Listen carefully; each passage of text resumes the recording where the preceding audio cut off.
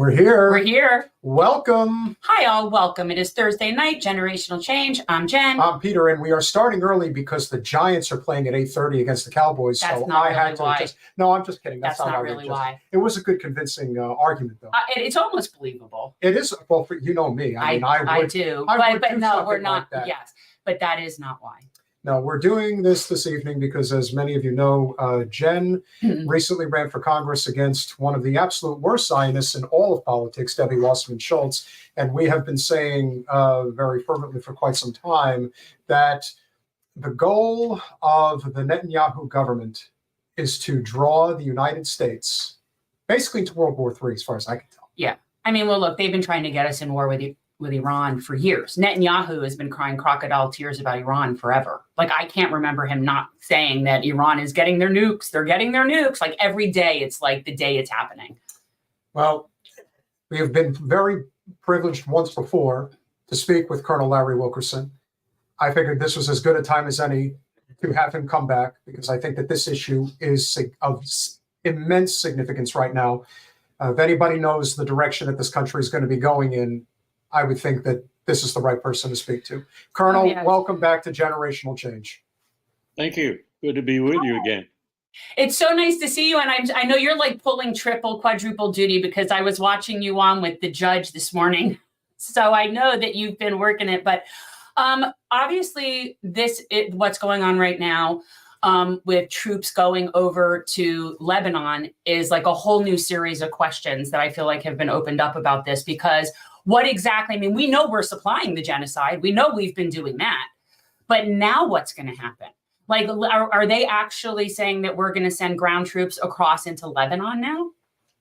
I don't think so. I could be wrong, but I don't think so. I think about all we offered was air power. And that, to me, is an absurdity, because Israel has plenty of air power and is bombing the bejesus out of Beirut and other parts of Lebanon. So making the rocks rubble now. So I don't see how we can do anything. And I go back to 82 and 83, which I had vivid experience with, because I was in one of the commands that provided the troops for it, and a staff officer in that command.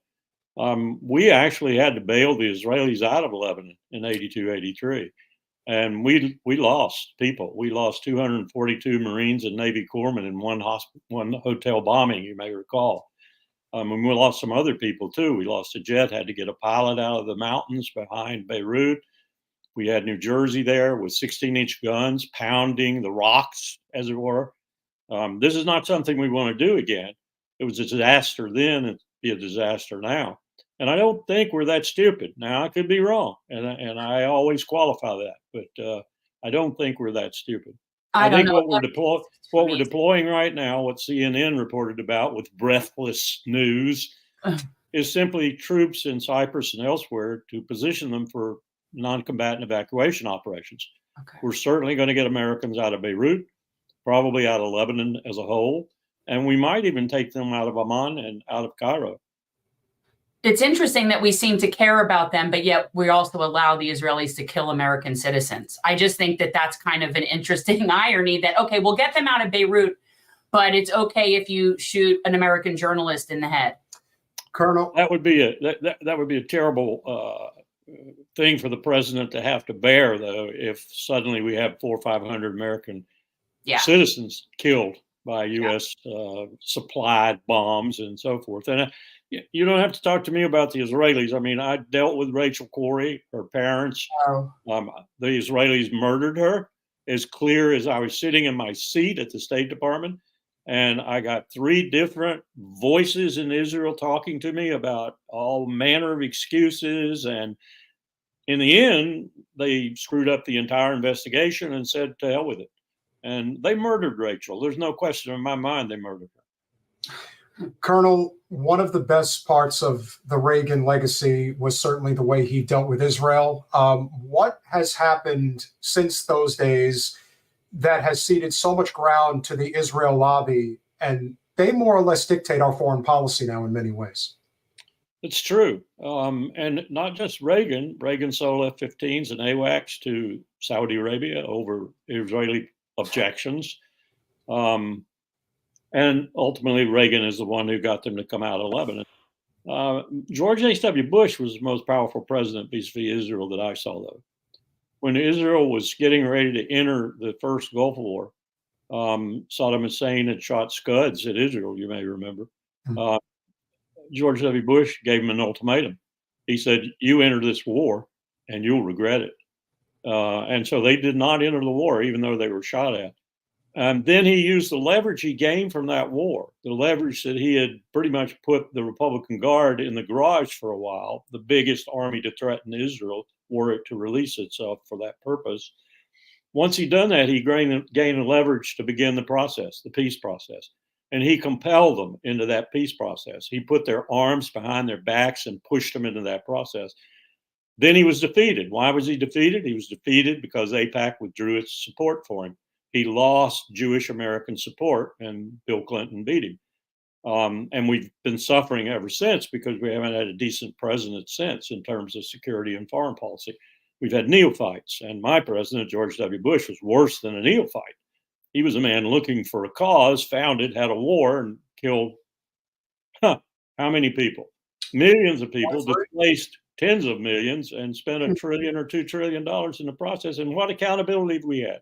None whatsoever. None for the military, none for the president, none for the torture program. First time in American history that we had a state-sponsored torture program. Disastrous president. We do nothing. We do nothing except elect another fool to be our president. And right now, look at our choice. Look at our choice. We have no choice. We have no choice. No, there's no good option. To me, I look at it, are we better or worse off with 4 more years of Trump, or potentially 8+ years of more Clinton neoliberal policy that is basically, I think, what got us into this mess, because Kamala is Team Clinton. She's just Hillary in a Kamala suit. So that policy and what Clinton's did is kind of what led to Trump in the first place. And if she gets in, everyone will go back to sleep. No one calls her out. Nobody even questions her now, whereas Trump is under a microscope. Yes. And look at Blinken right now. Blinken is the worst Secretary of State since Thomas Jefferson. That's the whole history of the Secretary of State. Wow. And Blinken right now, look, he's running around the world. He's doing the Los Angeles conference. He's doing the GCC. He's doing a big conference on Venezuela. He's trying to deflect attention. He's trying to get it away from Ukraine and away from Gaza, because he has utterly failed. I mean, just utterly failed. The only diplomat that's acting in our behalf right now is the director of the CIA. Imagine that. Why did they put Bill Burns in as the director of the CIA? That's my question. He should have been Secretary of State. Blinken is a total and utter failure, and Sullivan's not much better. And Biden, I think, is somewhat demented now, so you don't know what's going to come out of him. And Harris has no control yet, except maybe over the political scene, and that's a disaster right now in terms of Ukraine and Gaza. But the polls are turning. I looked at the latest ones today, and independents and Democrats and Republicans in sizable numbers now, Democrats and independents in majorities, depending on whether it's Ukraine or Gaza, and Republicans, depending on whether it's Ukraine or Gaza, around 40 to 60%. They're turning on it. They're sick of Ukraine, and they're sick of Gaza in particular. So there's space opening up. There's political space opening up. So you dummies in the White House, you don't have to wait for the election to make some changes. Let's get on it. Let's make some changes before we all disappear in a mushroom cloud. Colonel, I think it's also very important to talk about the significance, because you brought up Secretary Blinken. The idea that he deliberately lied regarding Israel withholding aid to Gaza. And we've been talking at great length about, yes, there is a reason why, despite what is being reported, several 100,000 people have been murdered on behalf of what Israel has done to Gaza and the West Bank. What isn't being talked about is the famine, disease, things that have happened as a result of this, and the fact that Blinken knew that Israel was deliberately facilitating this mass killing through disease. Did you surprised? I'm not surprised. That he lied. Well, I feel like that they're lying if their lips are moving. Well, you've been through weapons of mass destruction. So I'm asking you, Colonel, Do you think anything will come of this for Secretary Blinken? Will he be the fall guy, Yeah. if you will? Any accountability? Well, on a specious set of circumstances, I think the chairman of the Homeland Security, previous chairman of the Homeland Security Committee, now the chairman of Foreign Affairs in the House, is trying to indict him for not appearing in front of his committee on the Afghanistan investigation. At the same time, there will be some results, I think, some repercussions. I don't know if they'll be significant and they'll really hold him accountable, but he's broken the law. Now, President Biden has stood by while he broke the law, but there are numerous occasions where he has actually broken U.S. law, most formidably with regard to arms going to Israel, because the law is very clear that you don't give arms to a country that is violating the humanitarian regulations and rules associated with those arms. And he's done it multiple times, as you were just suggesting. So Blinken is a war criminal right now, as sure as Tony Bibi Netanyahu is a war criminal. Blinken is a war criminal, and could be taken to task for it if we had any courage and any moral rectitude is the best term to use, I think. But we don't, and I don't think there'll be any accountability for any of this. But there definitely should be. I could see him having to resign. Like, I could see them pushing him out, but that's, I don't think any real consequences. Like, when you're a war criminal, there should actually be, like, you know, criminal consequences. So having to resign is not exactly. I actually have a question for you regarding that pager incident that just happened last week. And obviously also a war crime. I was going to say, like, anywhere else, if that were in a white Euro country, we'd be calling it terrorism. So it's just crazy. But how is it possible that they could do that without our intelligence people knowing that was coming? How could they do that without them? Remember now, you're talking to the guy who sat in the bowels of the CIA for 7 days and 7 nights, and they told us we had. Yeah. So I'm not a defender of our intelligence people.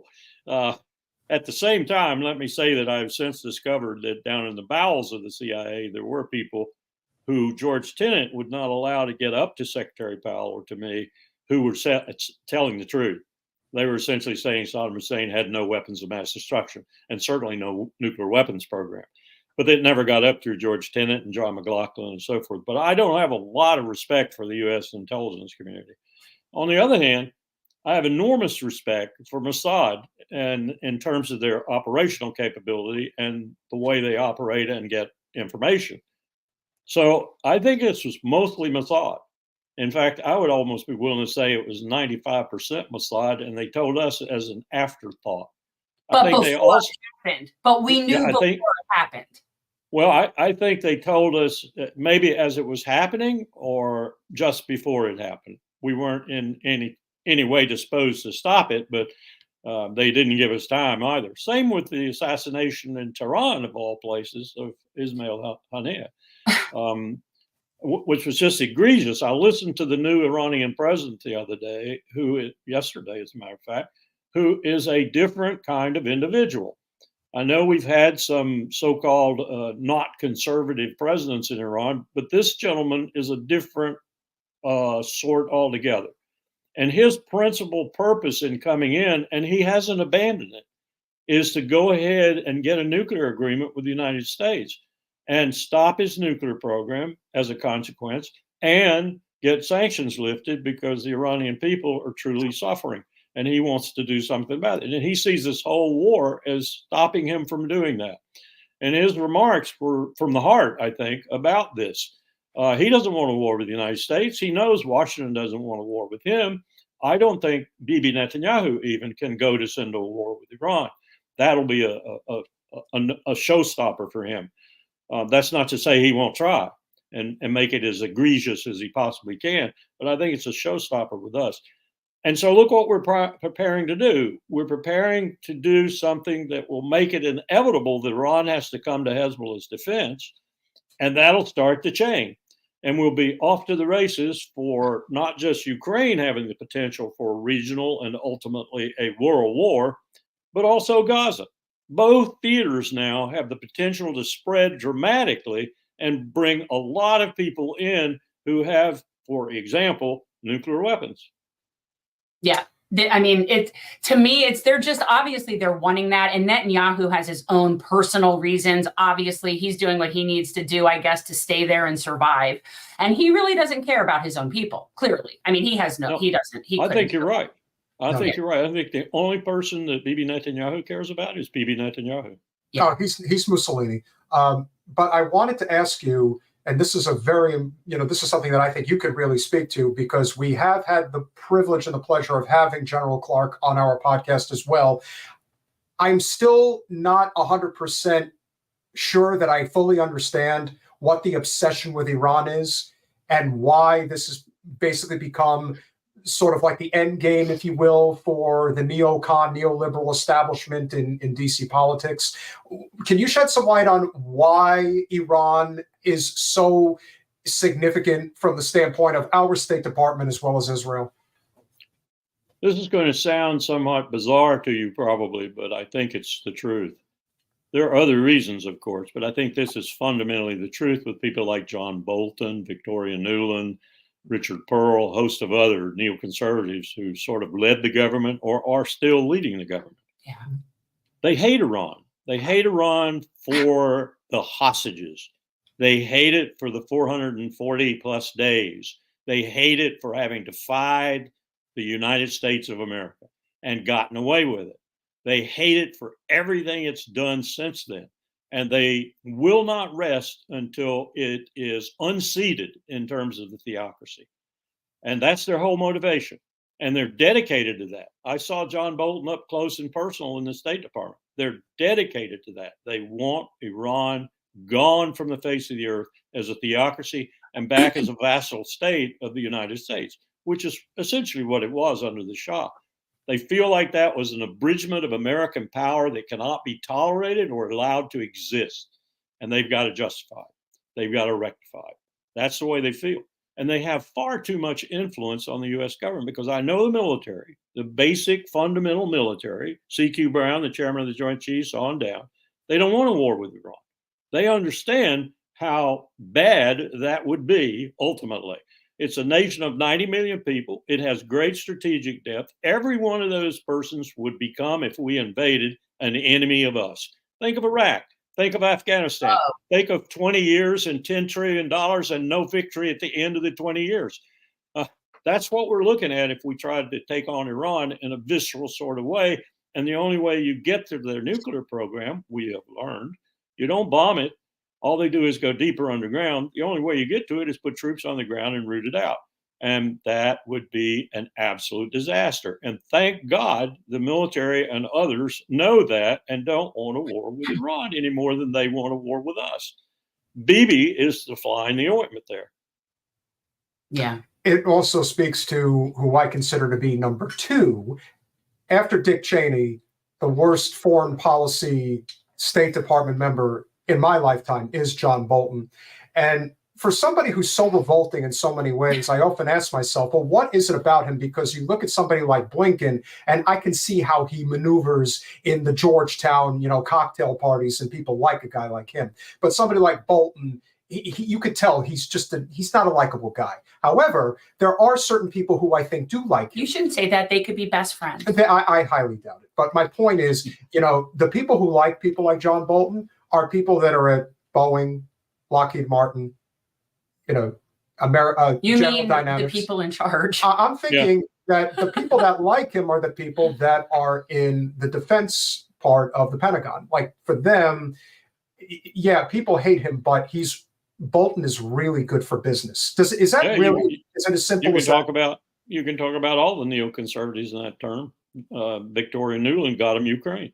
I mean, she single-handedly, in some respects, got us Ukraine and got us a disaster win there. And look at the money that Lockheed Martin and its subsidiaries and other defense contractors are making off Ukraine. Billions and billions of dollars. There was a revelation not too long ago about a stockholders meeting where they actually said business is good and you guys should invest more. And they were talking about the war. Yeah. Of course. Yeah. It's not like some president or vice president goes out and, with Dick Cheney, for example, Halliburton didn't tell him go get a war. It's just that Dick Cheney had $71 million worth of investments in Halliburton and knew damn well those investments would grow if he got a big war. And you know how much Halliburton made all by itself off of Afghanistan and Iraq? $40 billion. Yeah. Outrageous. But I think this is I don't even believe in capital punishment, but I kind of feel like people should be hanged for that kind of shit. Well, that was, because that to me sound like that's a problem. well, how about firing squad? That's considered to be the least, I'm really anti-death penalty. I shouldn't even say it, but I can get this. Even more unconscionable, in my view, is the people who are watching the slaughter in Gaza, and they're making money off of it, and they know they're making money off of it because those 250, all those bombs, everything we're giving Israel has to be replenished, and it has to be replenished by the military-industrial complex. They love it. It's disgusting. I have a question for you. This goes to the January 6th incident, right? Where everybody was like, oh no, it's a coup. They're taking over, the guy stealing the podium and with the shaman hat where, and yeah, it was definitely dangerous and riotous. But can you explain that, like, somebody like Trump just can't command people like that and have that be an actual coup without the military involvement? Like, can you explain that had the limitation of what was ever possible there? People really have this delusion. And I'm like, I think you need a military to actually have a coup. Am I wrong? I think you're right fundamentally. But if you look at history and you look at the uniqueness of our system in that history, I could see how a coup could occur and the military be standing in the wings, so to speak, and not willing to go either way and picking up the pieces afterwards as best they could. That's a part and parcel of the way our military looks at our government and functions under our Constitution. But it's also a reminder of how dysfunctional we can become before anybody can decipher the dysfunctionality to the extent that they make such a decision. Mark Milley was as chairman of the Joint Chiefs of Staff was a perfect example of that. Look at the error he made by going to Lafayette Square and being there when Trump held the Bible up in front of the church. He immediately apologized to the leadership of the Army.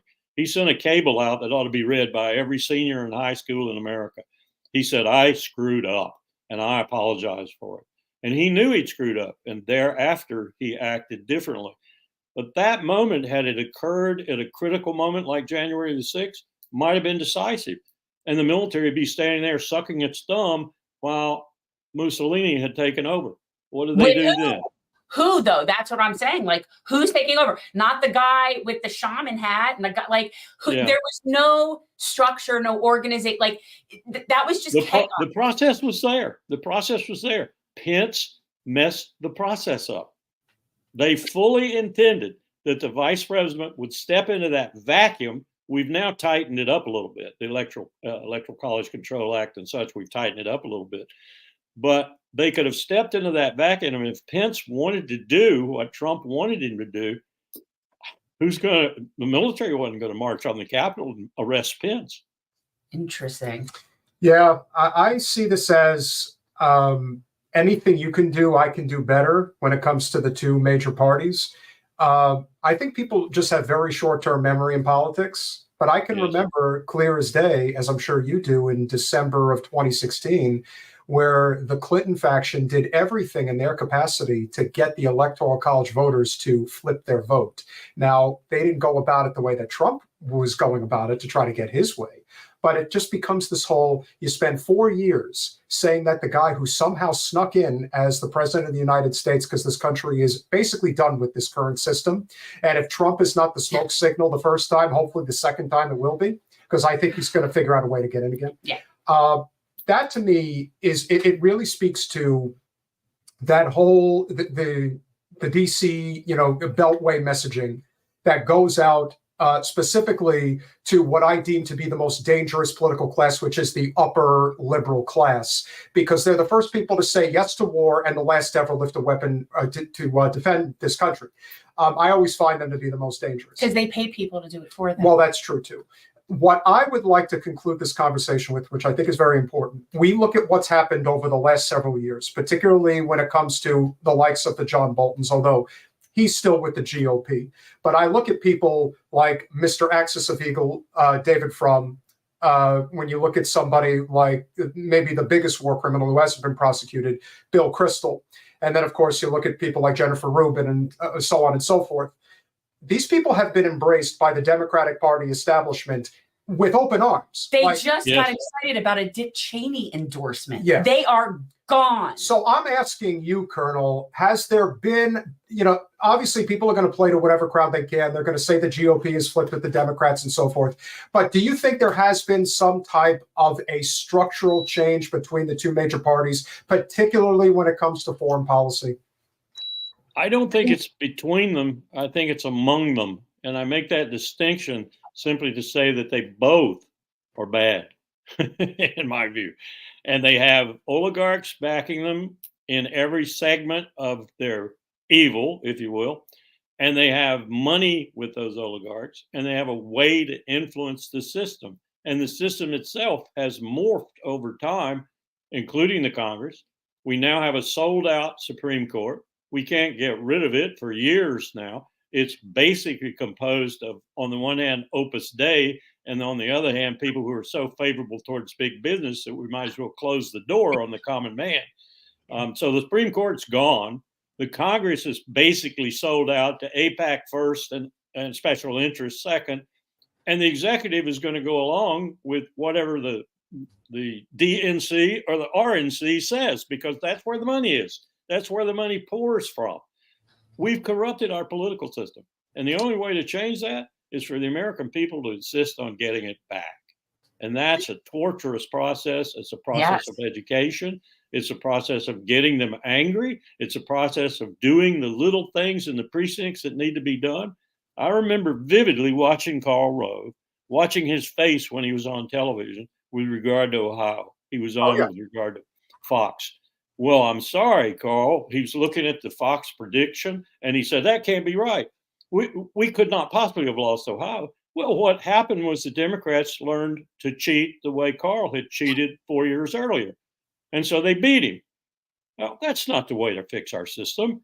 One party to cheat better than the other party and then do the same thing the next time around. But that's what's wrong with our system now. Our system is corrupt. Okay, so and I heard that Zelensky has recently announced his victory plan. Is that okay? So, and I'm sitting here trying to decide what's more ridiculous, his victory plan or Kamala's opportunity economy. But I think that the victory plan seems a lot more dangerous. It is a lot more dangerous that we're taking seriously, because my understanding was a couple of weeks ago, we almost ended up in like a serious nuclear war situation and everybody was just going about their lives like nothing is happening. And we were just about to let Ukraine just go right on deep into Russia. We were going to go do that. If Biden reverses himself, previously he said no. He's giving every hint that he might reverse himself now on long-range missiles going into Russia. Here's what Putin said. Aggression against Russia by any non-nuclear state, but with the participation or support of a nuclear state, will be considered a joint attack on the Russian Federation. That means missiles coming in. I think, first of all, we'll get avant-garde type missiles. They go, you ready for this? Yeah. They go 32,000 kilometers per hour. Do the math. That's about 19,000 miles an hour. You cannot stop them. You cannot shoot them down. No ballistic missile defense. Anything will stop them. When they impact, they're non-nuclear unless you put a warhead on them. When they impact with their HE warhead, high explosive warhead, 2 or 3 of them in Kyiv would eliminate Kyiv. Their impact is like a small yield nuclear weapon without the radioactivity and without the censure. So that's what he's going to do first. And he might do it on Estonia, Latvia, Warsaw, you name it, any place where he believes that this NATO configuration is marshaling itself against him. You may not recall this, but they shot an institution that was essentially training people in Ukraine to fight Russia inside Ukraine. They've killed more Swedes than have been killed in the last 75 years. In fact, Sweden has got body bags coming back to them. Oh, my God. That's what he's going to do first. But the second thing he's going to do, if that doesn't work, is he's going to shoot nuclear warheads. Why are they not taking him seriously? Because they think he's bluffing. Joe Biden thinks he's bluffing. Doesn't sound like it to me. Like, that sounded pretty clear. I think Sergei Lavrov, who's probably the most accomplished diplomat in the world, was a dear friend of Colin Powell's when he was Secretary of State, and talking to Russia, and Vladimir Putin have two of the clearest strategic minds in the world today. And they are not bluffing. And to call their bluff and to see that he is not bluffing is no road to walk down. It's very frustrating right now, because I look at this like, what is even the point of the State Department when we have zero connection with any of our adversaries, when we don't talk to Russia, we don't talk to China, we don't talk to Iran, but what is the whole point of having a State Department? Like, I really don't understand. What is it? 'Cause isn't the point of the State Department to speak with adversaries? We don't need to talk to all the people that love us. Like, exactly. What do we do? We have no communication with Russia. I think this is just a disaster. This is just a reverberation, because they, much like you said, they can't accept the fact that Iran defied the U.S. State Department. There are people in D.C. who will never, ever accept the fact that Trump found a way into the White House. And I think that that is something that you're kind of seeing now, where it's like, Trump wants to have détente. Trump also wants his, Medal of Freedom, or what is the Nobel Peace Prize. I totally want my medal. I'm going to get my medal either way. It's going to happen. And, they look at that and they think, oh, no. And if that means we have to risk nuclear annihilation, nuclear holocaust, then that's what we'll do, because they really are convinced. It's like, you see that movie Don't Look Up and you think it's a joke. Every day it's more and more real. It's really not. It's not a joke at all. Like, there really are people, you were a very young lad at the time, but you really have to wonder what was going through Jack's mind when everyone's like, no, you have to invade Cuba. You have to do this. Who cares what the Russians are saying? We have to do this. And he decided, no, I'm not doing this. Now, and maybe the whole time during the Cuban Missile Crisis and the, I think, more serious Berlin Missile Crisis, or the Berlin Crisis, the whole time the GDR was emptying itself of its citizens, and we had to help them build the wall to keep its citizens in the GDR. The whole time we were working with Cuba and working with Moscow, we were talking. Bobby Kennedy had channels. Jack Kennedy had channels. The CIA had channels. We never stopped talking to Nikita Khrushchev and his people. And we never stopped talking. Yeah, and now we're not talking to anyone. I'm told it's an order. I'm told it's a presidential order that no one can talk to Sergei Lavrov, for example. I just don't see how that. I don't understand it, and I have very much similar concerns about what we're doing with China, and that the whole thing with Taiwan. And it's like, we have no real communication with these people. I mean, I honestly, if I were other countries, I'd be joining BRICS. I wish I could join BRICS. Here's part of the problem. Wang Yi, I've known Wang Yi since the summer of 2001. When Richard Haas and I and others had policy planning talks with him in Beijing, and then he came to the U.S. for a reciprocal visit. I've known him for a long time. He's a very accomplished diplomat. He's probably the second most accomplished diplomat in the world to Sergei Lavrov, who's been their foreign minister now for, 20 years. Both of them will not be talked to by us. And both of them have opinions that are worth listening to. They have views that are worth listening to. They have advice that's worth listening to. We won't talk to either one of them. And here's, I think, the real reason. We are so incompetent. We do not want to get in a conversation with them, because we know they will darken the path with our ignorance. And we don't want to talk with them because of that. Certainly not Sergei Lavrov. And Wang Yi is just about as accomplished as he. So you don't get in the room with somebody who will make you look like a fool. That's Blinken's excuse. Well, that's going to start to eliminate so many countries that we're really not going to have anybody to talk to. Because if you want to make us look stupid, it could be pretty much anybody at this point. I don't even think they can help. The problem with our principal allies in Europe is they're just as stupid as we are right now. Yes, right? Like, when I say us, I include those tools. Because when I think about, especially like the UK, like whatever, I mean, they're whatever. They're just us.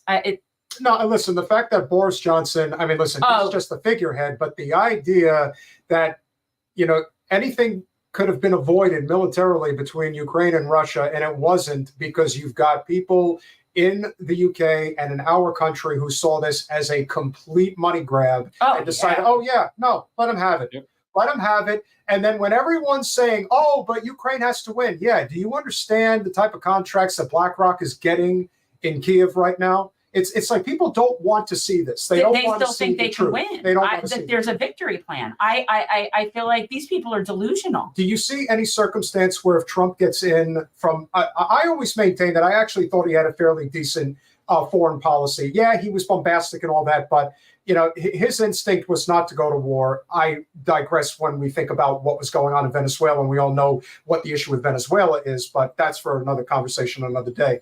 But in terms of, let's say softening the blow, like maybe even taking a step back and trying to have some type of communication, because I have no faith in Kamala Harris whatsoever, like zero.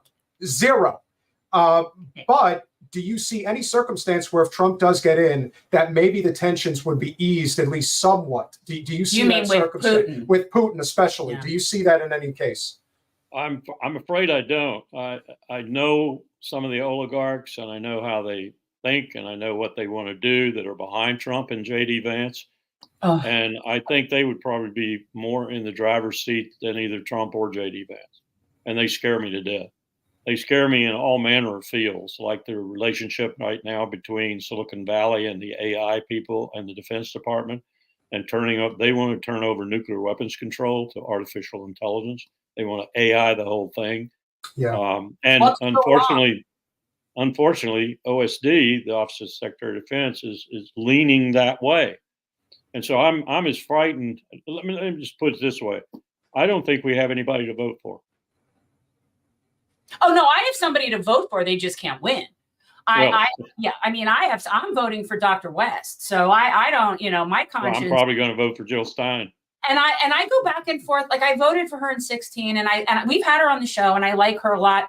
But I feel like Dr. West speaks to my soul. And at the end of the day, like, neither of them are winning, but she does have a possibility of getting the 5%. Yeah, I think that matters. I think a lot of people, and Colonel, I think a lot of people are scared, and rightfully so. I mean, listen, you lived through the darkest hours of our country, and the idea, when I think about the people, the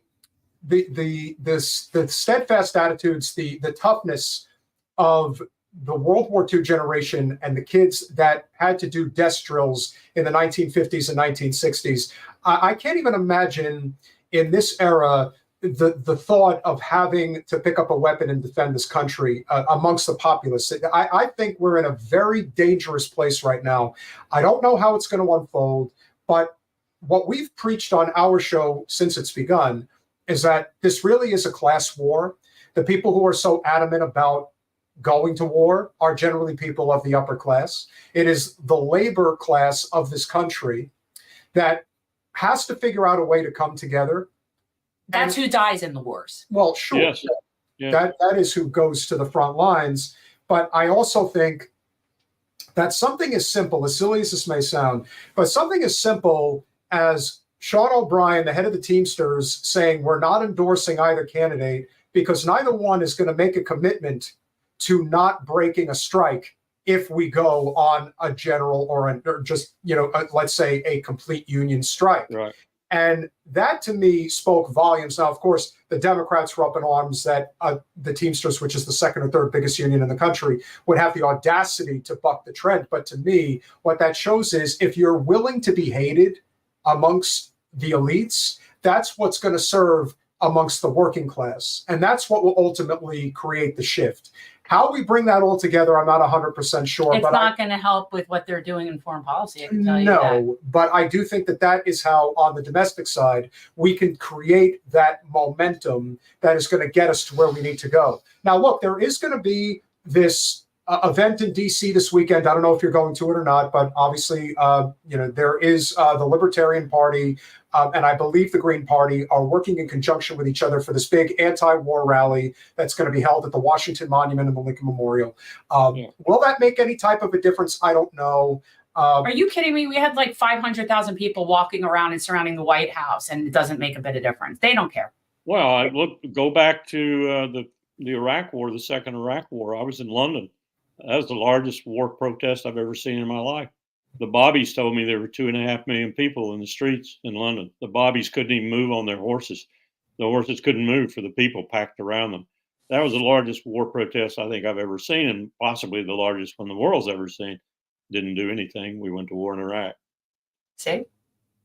Well, we're all, I don't want to curse in front of the colonel. We're all doomed, guys. So just, make sure that you have your bunkers ready and, bunker down for, a few years. I don't think this is how you wanted to spend your twilight years, but hopefully there is some light at the end of the tunnel. What that's going to look like, I don't know. No, but thank you so much, because we need people like you that know these things, educating people now, because most people, like 20 years ago, nobody would ever even have access to this information. No. And that's Right. something that makes it so much better now, is that we can hear voices like yours, whereas normally, how would we, CNN's not going to invite people on to come and say things like that. Most people You're don't right. get to hear that, and that's a problem. The mainstream media is part of our problem. Well, They're singing the government's tune 90% of the time. The Yeah, it's a biggest problem. thing we need to do right now, and I can't overemphasize this, is we need to get everyone that could possibly get on the phone or email or whatever, come to Washington and say they don't want a nuclear war. Because that's the biggest danger we're headed for right now, other Yeah. than the climate looming out there to consume us all. This nuclear business with no treaties, nothing at all restraining us anymore. We started a new nuclear arms race. We're going to spend trillions on it. The Russians are already spending money on it. The Chinese are spending trillions. This is the most dangerous thing confronting us right now. And the war in Ukraine, and to a certain extent, the war in Gaza, have the promise of leading to use of those weapons. Yeah. Let's see when we do. Let's see how aggressive we'd like to be with Taiwan, because that really would be the end game if we even think about that. And that's what's scary about empire, is that it's always like this. This is always how it spirals out, and then eventually it falls, because we overextend ourselves, and it's always militarily. Yeah. As I tell everybody, as you know, the second you fly into Reagan National, the first thing you see when you touch down is Lockheed Martin headquarters. It's right in your face. They want to let you know who's running the show, like right off the bat. And open any defense publication virtually, or any defense magazine or anything, and you will see on the back cover or the front cover or both Lockheed Martin advertisement.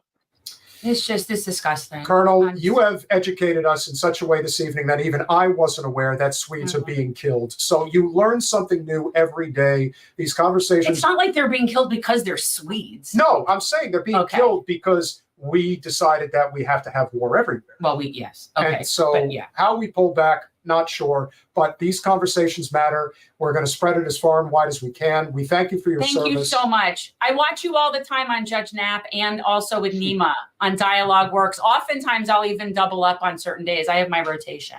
Yeah. I appreciate it. Nima's a character. He's Iranian.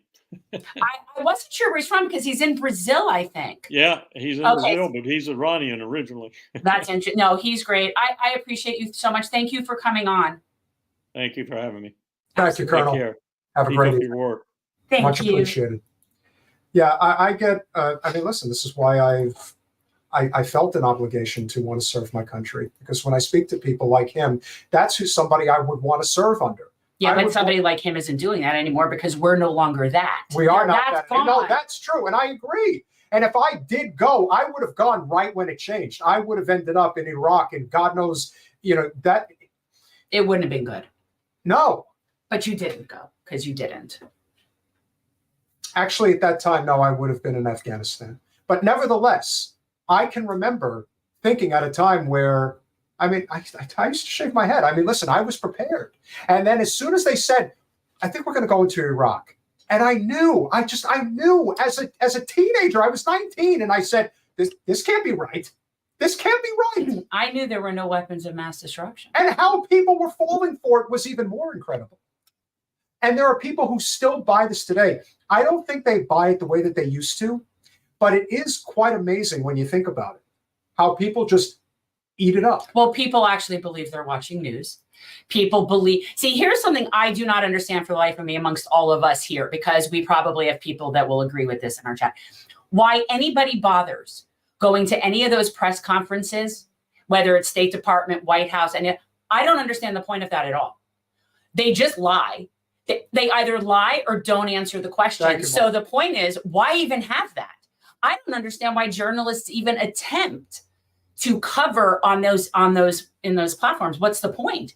You're not getting any accurate information, and all you're doing is being a stenographer for Empire that is clearly lying. Like, I just don't understand. I don't understand why people watch those press conferences. I don't understand why people watch any press conference with any of these people. They don't answer the questions. And if they do answer a question, you better believe it was a planted question. Donald, I can tell you right now, one of the things that I think could potentially happen, especially as, and here's the thing, there is no question, if there is one, I mean, listen, there's multiple, what you would consider faction, or even factions is the right word, but when you think about demographics in society, when you think about the military demographic, they are like universally with Trump. So I could see the case where you could have soldiers that basically want to stand down and do not want to fight on behalf of, Harris and Biden. I could see that.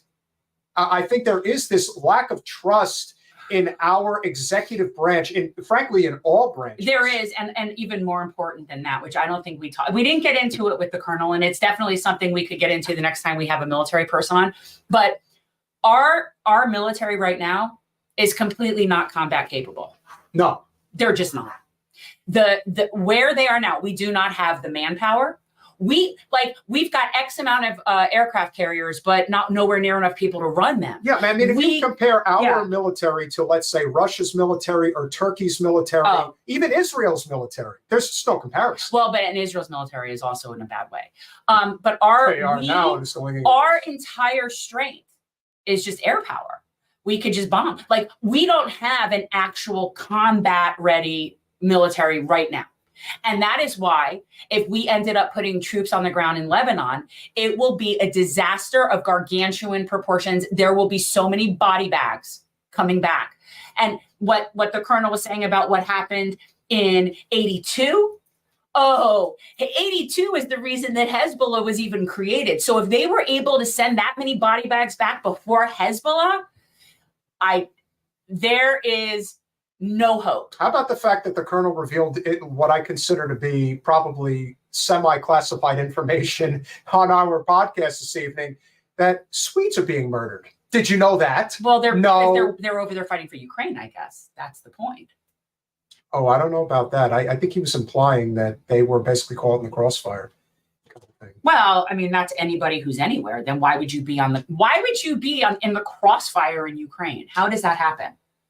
Unless you're volunteering to help because you're with that. That's the point. Maybe. These are people that are volunteering to go fight, I guess, because Ukraine has run out of people. The average age of military servicemen and women in Ukraine is in the mid-40s. Yeah. And their people cannot do it. Also, they're seeing a huge exodus of citizens that are not willing to do it. So they've lost population in more than one way. Like, they're having a complete disaster. And Zelensky comes with his victory plan.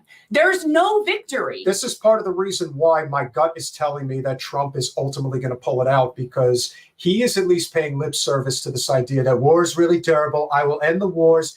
Kamala Harris can't say anything because she really is a puppet, of the worst kind. They literally give her talk. They literally had, like, in her mind, okay, if you're asked this question, this is the answer. This question, this is the answer. And that's all she has. So when she's asked something about, what do you think about, what was the question that she totally sidestepped most recently that she didn't even come up with an answer? I don't know. I watch Tim Black. Tim Black does the best breakdowns of Kamala's interviews I've ever seen, because she doesn't ever answer the question. It's all about her just talking like anecdotes about her childhood and warm feelings and joy. There's also a lot of people that are very silent, especially in the Black community. And the numbers don't lie, because it's showing that over 20% of the Black population, 20%, you can't win.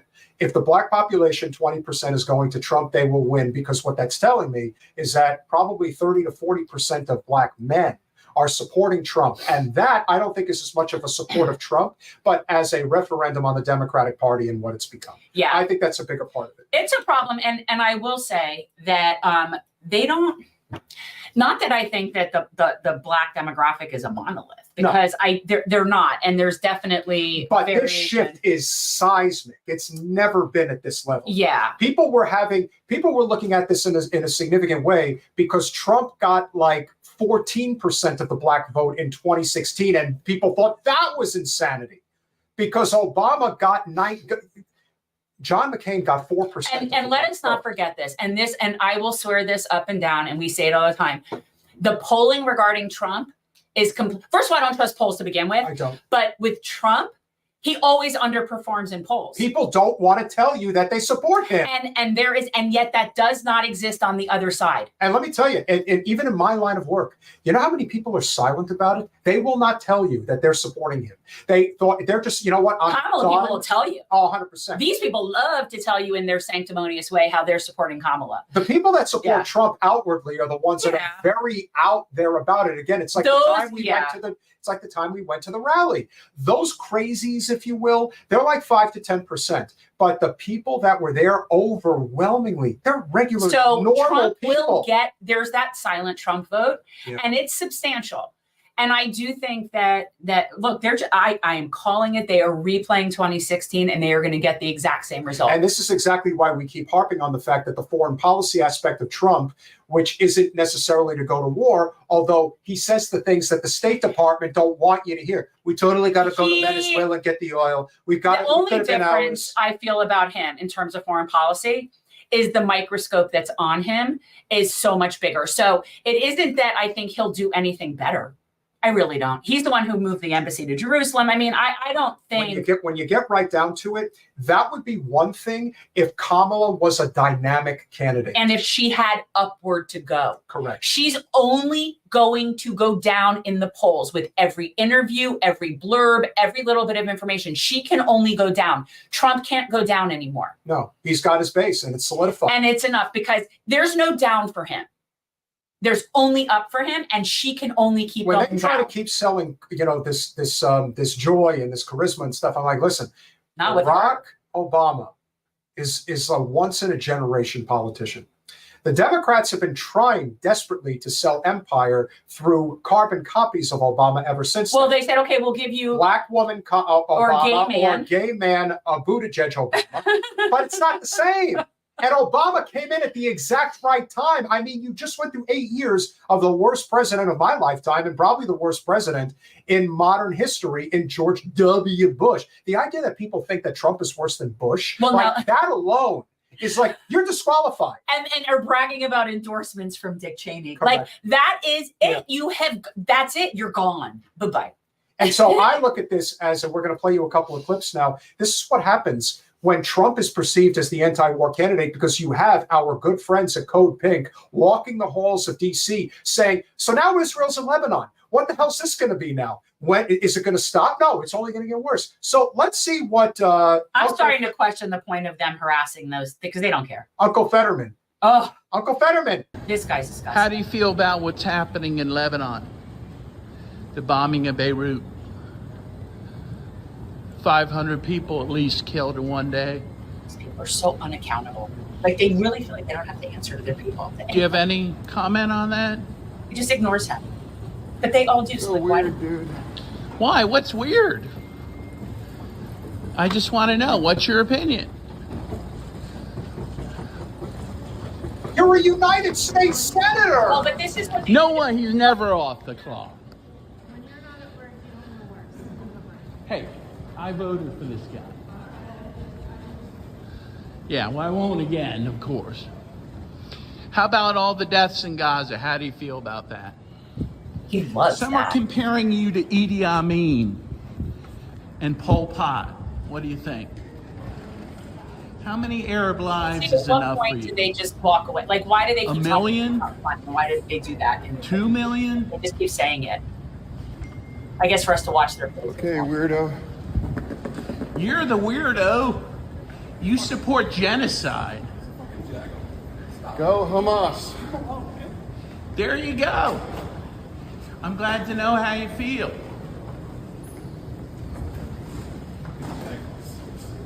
Is that your husband? Was that? Okay. How many Arab kids is enough for you, Senator Fetterman? No, I just want to know. Your constituents want to know. What's your red line? This is devastating. Oh my God, you're just a bad man. He looks like he's going to collapse. And you First know of what? all, You know what? eventually it's going to get to him. And the reason it does get to them is because they get tired of having to face it. It's like looking in a mirror. But yet it doesn't change anything. I mean, when I see Medea and the Code Pink ladies going at them, like, yes, of course it pleases me that they're like corralling them and making them uncomfortable. But the truth is it really doesn't make them that uncomfortable and they really don't care. And it doesn't seem to be affecting any of their votes. Like nobody seems to care that much. Well, let's see what Medea and Code Pink had to do. It's the same thing. Fabulous. There were about five. Talked about this before. No, this is now Lebanon. This is a wider regional war. You know, there were about 500 people killed yesterday. Do you understand that the blowing up of the pagers and walkie-talkies is terrorism? Would you qualify it as terrorism? That's what former CIA director said, that it was terrorism. Maybe I'm a little bit of a stickler here because I'm in commercial real estate, but notice how they never actually properly wear their jackets. They always wear them wide open instead of buttoning the top button. But you see, he's got such a fat gut that he can't do it. That's part of the problem. I'm sorry, it's just what it is. Yeah, but Hey, that chin's hanging pretty low. I have no problem so is mine.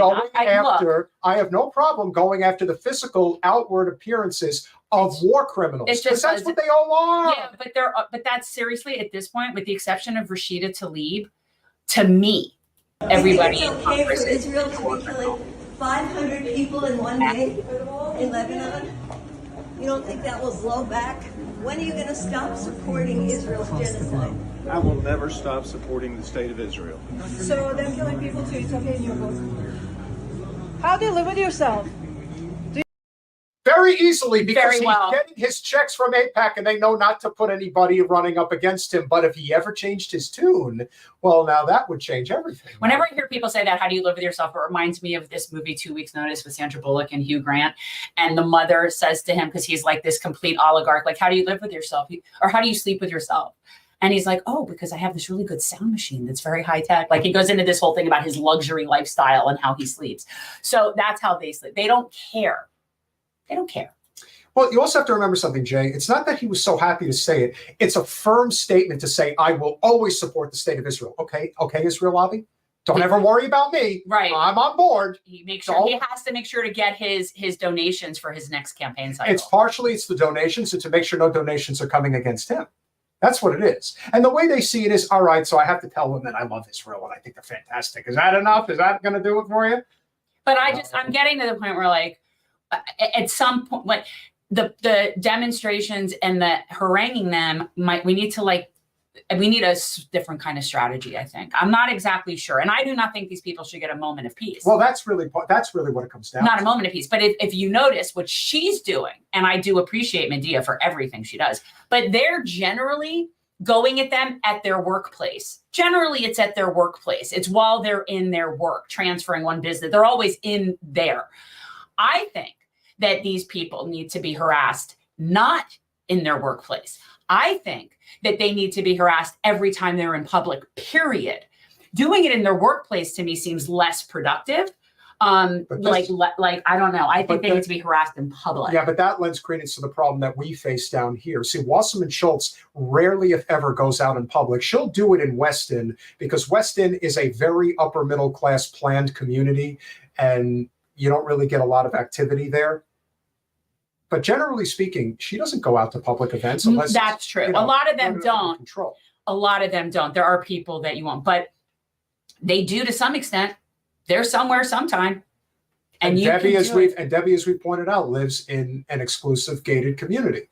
And so by that measure, it's like, well, you can't actually go to her house. No. Because she's protected. But a lot of them you can. Like, I honestly. Anthony Blinken. You go right up to Anthony Blinken's house in Northwest DC. They have an encampment set up out there. And that should be, I have in the past felt bad for some of his neighbors, but yeah, well, the neighbors feel bad for a little bit, but.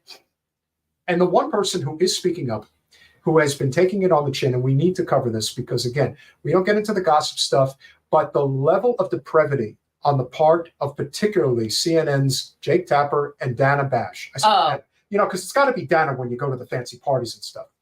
I'm saying Dana. Dana. I don't care.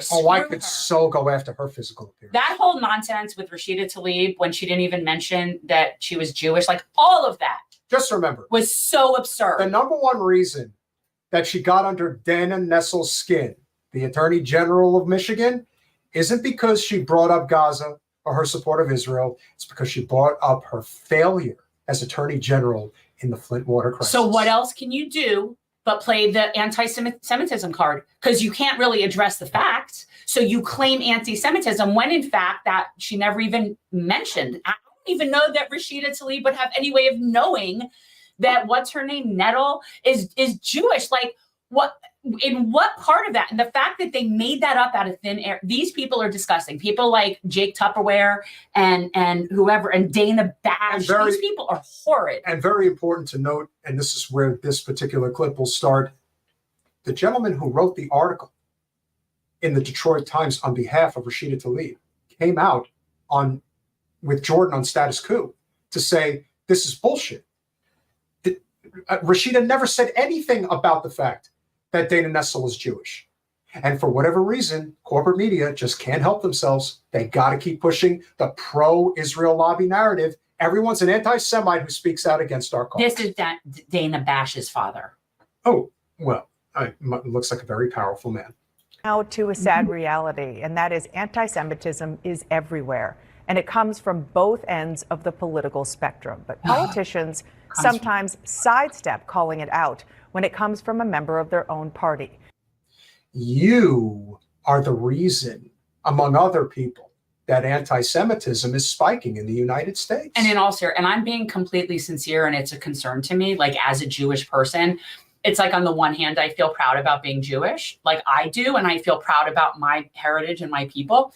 But on the other hand, I do not really want to assimilate with Jewish people anymore. I don't want to associate with them. I don't want to, because there is a possibility that they could be like this person or just an otherwise genocide supporter. I live amongst genocide supporters completely. And I feel like I have less of a risk of encountering that if I avoid Jewish people. And it bothers me that I feel that way, obviously. But how am I supposed to, I mean, the one thing that we have encountered that I'm sure you would agree with that is very true is that when it comes to this particular issue, it is very similar to almost every other issue, which is this is all about class. Dana Bash is in the upper class. She comes from an upper class family. She has an upper class job. And yes, she uses anti-Semitism as a weapon, not as a necessity. Can I just say, like, that people like her, like, I don't consider her and Jake Tapper, none of these people are journalists. They're not. They're just not. This is absurd. These people are just talking heads. They are not journalists. When I was a kid, journalists would actually go get their stories, report their stories, and then do their stories. Yes. You had people, even the Dan Rather generation. Oh, yeah. Those people were actually reporters and journalists at one point. These people like this woman that were born with a silver spoon in their mouth, whose daddy is some big TV producer, they didn't get this because of being journalists and getting a scoop and finding a really good story or speaking truth to power. They were handed these positions based on nepotism and their elite college experiences. And it's disgusting because as somebody who actually went to journalism school, I can tell you, she is not our kind. We'll continue. We saw two examples on State of the Union yesterday. First, with Michigan Governor Gretchen Whitmer, when my co-anchor Jake Tapper asked about a Democratic Congresswoman's accusation that the state's Jewish Attorney General was letting her religion influence her job. Right now. Do you think that Tlaib's suggestion that Nessel's office is biased was anti-Semitic? Listen, Jake, you know what? All I can say is that I know that our Jewish community is in pain, as is our Palestinian. I just have to say, it is so obvious that this woman, first of all, hopes that Kamala loses because she wants to run for president in 28. If you look at Gretchen Whitmer now compared to what she looked like prior to winning the governor's seat, she's like a completely different person. I think she now. looks deranged. I actually think she reminds me right here with the lipstick and everything. The eyes, the Mommy hair. Dearest. She reminds me of Joan Crawford, of Faye Dunaway playing Joan Crawford and Mommy Dearest. Listen, I have no problem with her having a personal trainer. She clearly has one. That's neither here nor there. But what I'm saying is what she really needs is a stylist. This is completely not presidential. This looks like somewhere between a hooker and Mrs. Roper. The lipstick, like all of it is so unprofessional. But more than anything, she looks Stepford in her mannerisms. She's creepy. Yeah, no. She totally comes off as rehearsed as any politician seeking a higher seat. Gavin Newsom comes off this way also. You know who doesn't really come off that way is, I hate to say it, but Governor Pritzker in Illinois. He doesn't care. Because Pritzker's a billionaire. Exactly. She looks like she's somewhere between Mrs. Roper. That's what I'm saying. Like, I don't know what this is. She should invest in a stylist. But that aside, seriously, not being petty, she's disgusting. So what she's saying. The fact that she's not immediately coming to the defense of Congresswoman Tlaib and saying, listen, we can have our disagreements. There was nothing anti-Semitic about what she said. But she's not going to do that because Whitmer is just as indictable as far as I'm concerned, maybe not as much as Nessel, but she played a significant role in sweeping the Flint water crisis under the bus. Well, that's why she has to protect her. Plus, she's the governor. So if she does, she has to protect her person. Yeah. Trust me, guys. Governor Whitmer does not want Kamala Harris to win the No, but at presidency. the end of the day, if this piece of shit here, if this Tupperware was an actual journalist, he'd be asking her the same questions about why she hasn't handled Flint. See, an actual journalist would have never have let this story get to this point in the first place. No real journalist would have ever even covered this ridiculous story because the story is Flint. And that's not even discussing her own crisis, which she is 100% responsible for, which is the poisoning of the people of Kalamazoo and their paper mill. Oh, yeah. That's another story. Well, that's what I'm saying. Those are the stories. The nonsense that they're making up because of the Zionist oligarchs that are forcing them to daily address the bullshit of anti-Semitism. So every day you will start seeing, every day there's going to be the anti-Semitism story of the day. We are going to constantly be being barraged with stories about anti-Semitism. And in this case, completely fabricated and then doubled down on by not one, but two CNN journalists. And nobody calls her out for poisoning people. Well, I wouldn't exactly accuse CNN of journalism, but that's another story. Well, that's, yeah. Palestinian and Muslim and Arab communities in Michigan. Congresswoman Tlaib is suggesting that she shouldn't be prosecuting these individuals that Nessel says broke the law, and that she's only doing it because she's Jewish, and the protesters are not. That's quite... Of course not. Honestly, Rashida Tlaib should Sue sue them. Sue them. I would absolutely, if I were Rashida Tlaib, I would be filing suit against Jake Tapper and CNN, and I'd include Dana Bash. Dana. If she likes Dana, I'm calling her fucking Dana. But the thing is, if I were Rashida Tlaib, seriously, this is libel. Yeah, it is. It just is. It's pretty She clear cut, never too. said one Never. word about her being Jewish. Even Not if even. there- She might not have even known. And here's the thing about the law, ladies and gentlemen. Even if there is an implication, she still didn't say it. And he is saying that she said it. That's you can't say that. And he I is would so sue them. so sure of himself. I would so sue him. He is such a, you know what? He's disgusting. But her eyes look weird because that's what, right there. She looks like Joan Crawford with the no more wire hangers. Like she looks psychotic.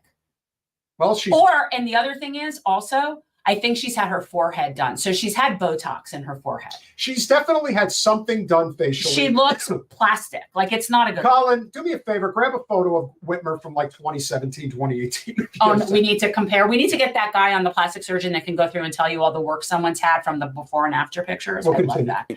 that. Quite an accusation. Do you think it's true? like I said, Jake, I'm not going to get in the middle of this argument that they're having. Simple question. Did CNN or any of the other outlets that ran with this ever reach out to you?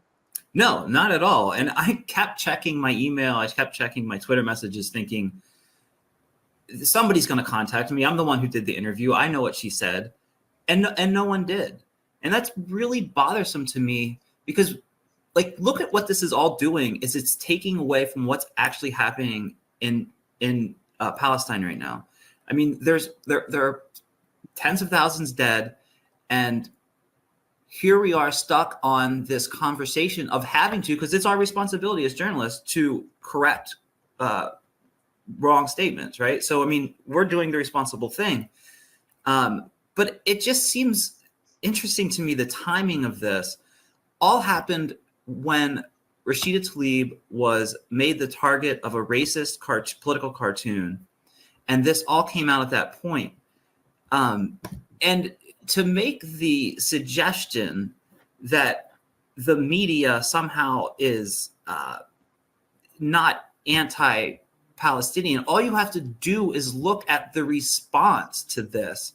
And you see it from the governor's mansion, the attorney general's office, media outlets, CNN, all saying Rashida Tlaib said something that she didn't say, suggesting that the only Palestinian American in Congress is an anti-Semite. That's so irresponsible. A clarification on a story we brought you yesterday concerning Congresswoman Rashida Tlaib's comments attacking a decision by Michigan Attorney General Dana Nessel to bring charges against pro-Palestinian protesters at the University of Michigan.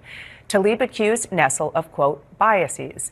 Here's Tlaib's full quote to the Detroit Metro Times. It seems that the Attorney General decided if the issue was Palestine, she was going to treat it differently. And that alone speaks volumes about possible biases within the agency she runs. Now, Tlaib did not reference Nessel's Jewish identity. Her office has not responded to our request for clarity. Her allies insist that's not what she meant. But Nessel still says she believes it is anti-Semitic and repeats. Nessel wants everyone to believe that because she doesn't want to be accountable for what she needs to be held accountable for. This is smokescreen. So of course she wants everyone to believe that. Honestly, I am so sick of these Jewish people playing the victim card with this bullshit. I am so sick of it. I am so sick of hearing about, what are they, honestly, I don't care about the Jewish people's feelings anymore. I don't care about the students' feelings. I don't care about their fucking feelings anymore. I really don't. I just don't. I don't care if they feel uncomfortable. I actually don't even care if they feel unsafe. I just don't. I don't care. So that's just me. I do not fucking care. You know what? You feel unsafe? Go sit in your house. Go sit in your house. You're not going to survive this world. I know somebody who does that. Who, me? Because less than a year from now, Dana Nessel has every intention of running for governor of the state of Michigan. Good luck with that, bitch. Let's see how far she gets now, knowing that Rashida Tlaib represents the most consequential congressional district in the entire state. Good luck. And good luck to Buttigieg, too, because we all know he's going to try it as well. Which I think is so hilarious.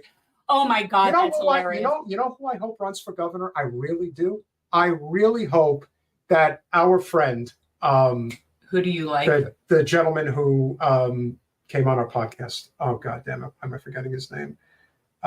He just ran for Senate. Oh, Hill Harper. Hill Harper. I hope Hill Harper runs for governor. Hill Harper would be great. He would. Actually, you know who I want to run for governor of Michigan? That guy, I cannot remember his name. The mayor. Now you can't remember. No, the mayor of Dearborn. Yes. And I think his name is probably like Muhammad, but it isn't. But I'm like, it's something that I should be able to remember, but I can't. But anyway, he was born here. I think he is. He should run. He should keep running. Unfortunately, in our very anti-Muslim society that we live in, that wouldn't fly. And it's tragic. Friggin' awesome sauce. Of course he's awesome. But I do think if Hill Harper decided to run for governor, I'd be very he'd have a supportive real of that. chance, because we know that Nessel is going to, she's the favorite because she's the attorney general, but there is going to be a lot of heat against that woman. I don't She think has that. no idea the smoke that's coming. And then especially if somebody like Buttigieg gets into the race. I mean, Hill Harper, would, especially having just run a statewide race, he would have a real opportunity. Yeah. Especially already having name ID. I think he could, that would be the type of Democrat that could actually be worth supporting. I think the bigger issue for her is, quite honestly, if Michigan ends up not going for Kamala, which I don't think it will. I think that the abandoned Harris people, the Muslim community, they're done. They're It's just gonna be done. tough. So like assuming that that does end up happening, then I just don't think that a Jewish woman playing the victim anti-Semitism card is going to be somebody that will really compel them to support her for governor. I'm just not feeling it, but you should go for that. Well, speaking of which, and we'll see if we have enough time to cover the two labor stories, which I really want to cover. We may have to hold them until next week. But regarding private equity and Aramark. Did you see it tell you the thing about inviting that guy from Boeing on? No. The labor guy from Boeing. Oh, okay. I sent you a thing with Yeah. the picture of the guy who's heading up the like strike in Boeing okay. right now. All right, no, I'll reach out to him. But you know what? I think, yeah, Colin, we'll hold the two stories from More Perfect Union, from Aramark and private equity. For We'll Monday. hold that for Monday. Maybe we could do like Labor Monday. Yes, we could do that. I think that would be fine. Because we didn't, we were supposed to talk about it with Andy. I'd really like to get the Boeing strike person on, because there's a big deal going on about that, and I don't completely know the whole story.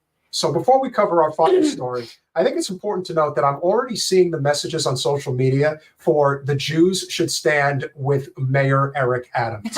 Because of course they would say that. And why wouldn't they? Because Mayor Adams has been adamant about supporting Israel's genocide against the Palestinian people. So naturally they would say, yeah, we don't give a damn if he's a crook, and he clearly is. Can I also put in the disclaimer that I don't care either way about the mayor of New York?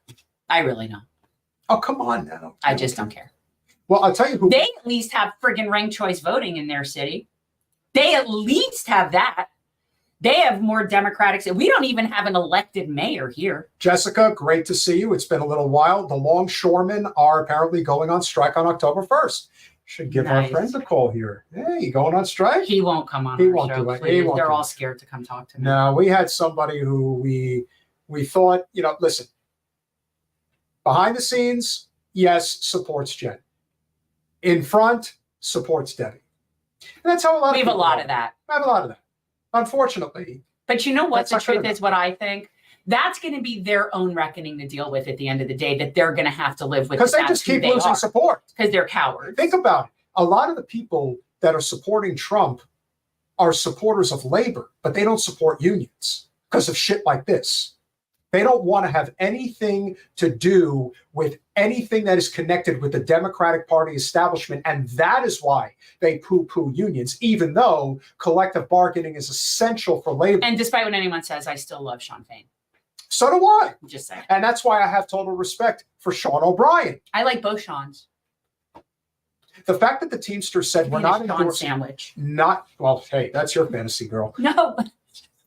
The point is, when you have 1.3 million labor union members, and the head of your union sits down with both presidential candidates, and only privileged liberals could think that this was an endorsement of Trump. You sit down with them and you specifically ask them, if we go on strike, will you promise not to break it? And both Trump and Harris said, no, can't give you that promise. And they said, all right, so we're not endorsing either of you. And the Democratic establishment and their liberal privileged class takes that as, you just endorsed Trump for president. Imagine being that fragile. No, it's that entitled. Wait. Circle back to, what does this have to do with the Eric Adams? So Eric Adams. He's in trouble. Is in big trouble. He's in big trouble. And so when he was running for mayor of New York City, and we are very likely going to have Diana Morales come back on the podcast. Oh, she was great. She was great. And that went all wrong. She did well, and then she got sabotaged in a big way. It went wrong. And we were also supporting Andrew Yang, even though he clearly is corporate, but he's not corrupt. And there's a difference. There is. I remember people on the left from the top of their lungs that they could shout, especially New York progressives, rank Eric Adams and don't rank Andrew Yang. How'd that work out? That worked out really well, didn't it? The first mayor in the history of New York City to be indicted. Isn't that amazing? Do you know what that said? Do you understand how filthy he must be to actually get an indictment against him? Because they're all filthy, but for every rat you see, there's 50 you don't. But so if there's enough evidence, and by the way, the feds, they don't make mistakes. They don't make mistakes. If they have it, they have it. As bad as things were under Ed Koch, as bad as things were under David Dinkins, and as bad as things were under Bloomberg, and even under de Blasio, they never got indicted. That never happened. That's insane. But what Eric Adams hasn't been in office for just over half a term, and he's already indicted. Do you but I just to me, I can't even wrap my head around what it takes to get one of these people indicted, like how filthy he must be. And Donald James is right. And you do like Oliami. I do like Oliami, except for she is seemingly kind of she's out there for Kamala, and that really bothers me. She's definitely Democratic Party adjacent. And that's but she's been on Eric Adams from day one. She's like, I saw through this. Absolutely. And she was right. But good old Mr. Mayor had a statement he just had to put out there today. Adamant. Oh yeah. They're coming for him because he's standing up for you. Yeah, that's why. My fellow New Yorkers, it is now my belief that the federal government intends to charge me with crimes. If so, these charges will be entirely false, based on lies. But they would not be surprising. I always knew that if I stood my ground for all of you, that I would be a target. What a martyr. A target I became. For months, leaks and rumors have been aimed at me in an attempt to undermine my credibility and paint me as guilty. Just this past week, they searched the home of our new police commissioner, looking for documents from 20 years ago, just 1 week after he joined my administration. They must have had pretty good reason to do that. What do you think? They're just wasting their time? Right. They're just all sitting around trying to come up with a way to get you. You know, one thing that I think a lot of people fail to realize, and this is sort of like the example that a person high up in the labor movement told me when it came to Jen running against Wasserman Schultz. He just said, show me $1 million in the bank account. It's like, yeah, we want to get these filthy people out. But if you come for the queen or for the king, you can't miss. You know how many levers are at Mayor Adams's disposal to ward off any type of these investigations? The fact that he's been indicted, it's almost like they have an image of him with a gun shooting somebody. Like, that's how, guilty he's got to be. The mayor of New York. Well, and really, all you need to know is the conviction rate for the federal. I'm losing my for the federal attorney's office. It's all you need to know is their conviction rate. They're like 99%, 98%, something ridiculous. What is that in Rikers? It's not like state court. It's like state attorneys will throw everything at you. They'll throw everything at you. They'll end up with some sort of deal, some sort of plea, and it's all just about raising revenue. The feds, if they bring a case, they're winning. And it's almost too perfect because they've been investigating him the entire time. I guarantee you they've been investigating him 10 times longer than he knows they've been investigating him. Yeah. And there was probably chatter behind the scenes when he was running for mayor that you might want to drop out. I bet you anything they have wiretaps. They have they have him dead to rights on whatever it is that they've got. Yeah. Next thing you know, he's going to endorse Trump. By the way, they asked President Biden what his thoughts were on Mayor Adams. And he said, I don't know. Of course he doesn't know. He doesn't know anything. Well, that's true too. Enough. I will fight these injustices with every ounce of my strength and my spirit. So then how can he be mayor at the same time? If that's what you're spending all your time on, fighting charges, which is why probably people will ask you to step down. Now, my understanding is that Hochul can take him out of there. She can replace him. I know we haven't covered. I don't think she will. I know we haven't covered the Diddy story yet, and that's going to happen eventually. I just don't feel the need to. The which story? Diddy. The Diddy? I don't, Yeah. and I have no interest in that. That could be your own little Could pontification. I have no interest. Colin, in talking about Diddy. if you have the picture of Diddy and Mayor Adams together, No. you might want to. I have no interest in talking about Diddy. So- None. Couldn't care less. Mayor Adams decided that he was going to make a public speech today, and that didn't go over so well. New York saying that this is not a black day. This is not a black day. This is a youth thing. This is a youth thing, Eric Adams. This is not a black day. Your policies are anti-black. You are a disgrace to all black people in this city. The things that you. What does it say about the people that are surrounding him? What does it say? Well, they might. That looks like their family. It's like their family, or fellow church congregants and stuff like that. People that just follow flock. Yeah. Because I mean, but what you hear them saying, and I don't know if people can hear them saying, is this isn't a black thing. This is a you thing. That's what this man keeps saying. This isn't a black thing. It's a you thing.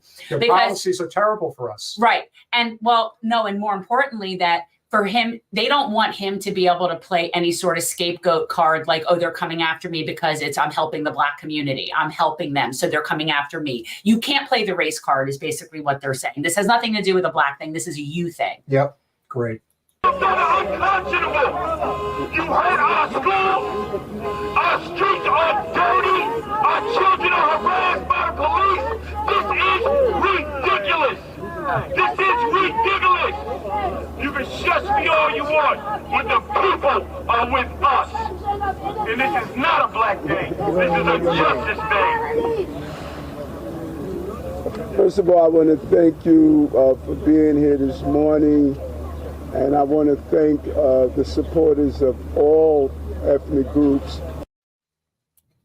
I hope he goes to jail. Yeah, he's going down. I hope he goes to prison.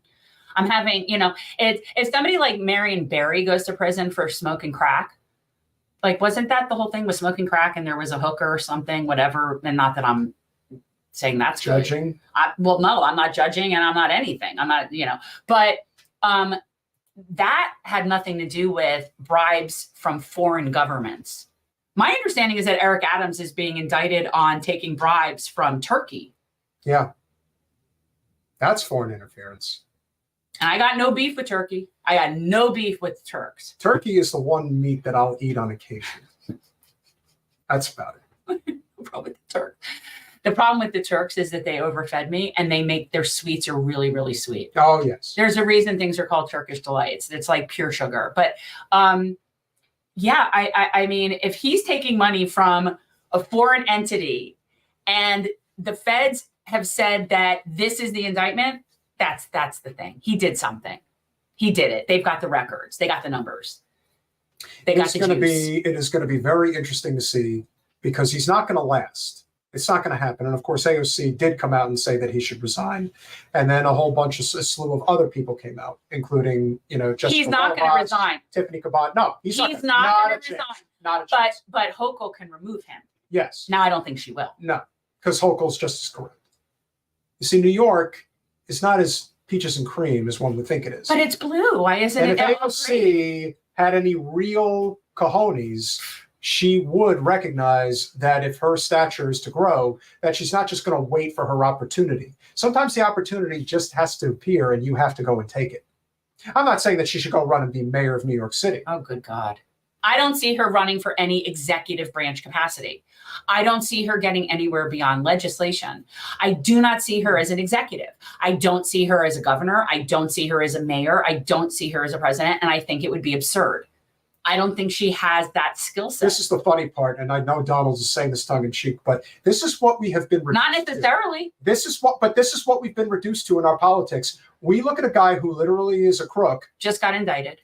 And it's like, yeah, that might hurt his chances It of might. re-election. But look at Trump. Like, what difference does it make? No, I'm totally persecuted. Well, he is persecuted too. Let's pretend he's not. He is. And he is also filthy, disgusting, and corrupt. Both things are true. That's the difference with him. He is all of those things. But yes, they go after him more so. Yeah, the difference with Trump is that they don't actually go after him on the things that actually would be opening up the floodgates For them. everybody else. They only go after, right, that's the Why do you problem. think they're so honed in on the fact that he paid off a porn star or whatever the fuck? As if we couldn't find that on them. Yeah, really. They've all been, well, and let me tell you, Clinton's and Jeffrey Epstein's island is a thing. Forget that. How about just the fact that they, they're at these sex parties and people know that they're there. And again, no judgment. As long as everybody is of consenting age, I could not care less. All I'm saying is, I don't know how long Diddy's going to be alive, but I don't think he'll be alive long enough to actually spill the beans. No. He'll be Arkansas-ed before that can happen. The fact that LeBron James has been at Diddy's parties, that just goes to show you how deep this goes. And what makes me sad, and I don't know if this is true, and I do not like to get involved in any of the Hollywood crap, but did I hear correctly that Mila Kunis moved out from Ashton Kutcher because of his connection to Diddy and all the parties he's been to? Oh, yeah. Ashton was a fixture at his parties. You know who else? You know who else was a fixture? If you say Keanu, I'm going to lose my shit. The one person who has nothing to do with any of that stuff is Keanu Reeves. Okay, thank you. Keanu Reeves is actually considered Keanu Reeves is considered the cleanest star in all of Hollywood. I love him. But you know who has been to a lot of Diddy parties? Leo's been to a lot of Diddy parties. That doesn't surprise me at all. This man, as soon as his girlfriends become of legal drinking age, he moves on to a younger girlfriend. It's not that young, but young enough. The problem is that as you get older, if your baseline of who you'll date doesn't get older with you, then you're at a point where you're able to date someone your daughter's age, your granddaughter's age. It starts to get really creepy and weird. And as somebody who is a parent, that's always my thing. I would not be with anybody that I was old enough to be their parent because it's just creepy. And so, yeah, I think Leo definitely has some issues that he should be working out in therapy. I also think it's important, and guys, make sure. Do we know for sure the Diddy thing involves underage people? Justin Bieber is one for absolute certainty. Okay. I'm just saying, because when it's consenting people and it just happens to be like hookers and drugs and parties, I couldn't care less. No, and there have been countless women that have come out. Underage and non-consenting is what we're saying. Okay. Everything. Diddy's been a fixture for multiple decades. A lot of people are and have big parties and are wild things like, whatever. And you better not ever say anything bad about Snoop either. There's another person that I would not want to hear anything negative about. No, unfortunately, Snoop is in that hip hop world, and there's a lot of things that go on that people don't want to know about. I don't mind the party stuff. That there is a huge difference between the party drug music life and underage sex trafficking. That is not the same thing. I don't care if people have sex with people for money and hookers, and I don't care if they're of age. Business, that's fine. Right. So it only matters to me if there's non-consenting people. And that I don't know enough because I really don't care that much about the Diddy thing. Yeah. No, other than finding out Ashton Kutcher is somehow involved kind of grosses me out. But here's the thing about Gates. If this was forced, that's a whole other story. Yeah. And again, it's lechy with Gates. It's lechy, but to say trafficking because you took an escort over state lines, and honestly, yes, they were young. And you know how but easy that's a tough one. And how easy people can lie about their age. There's a lot of variables, and he might have known how old they were, and it's lechy and disgusting for sure, but it's not trafficking.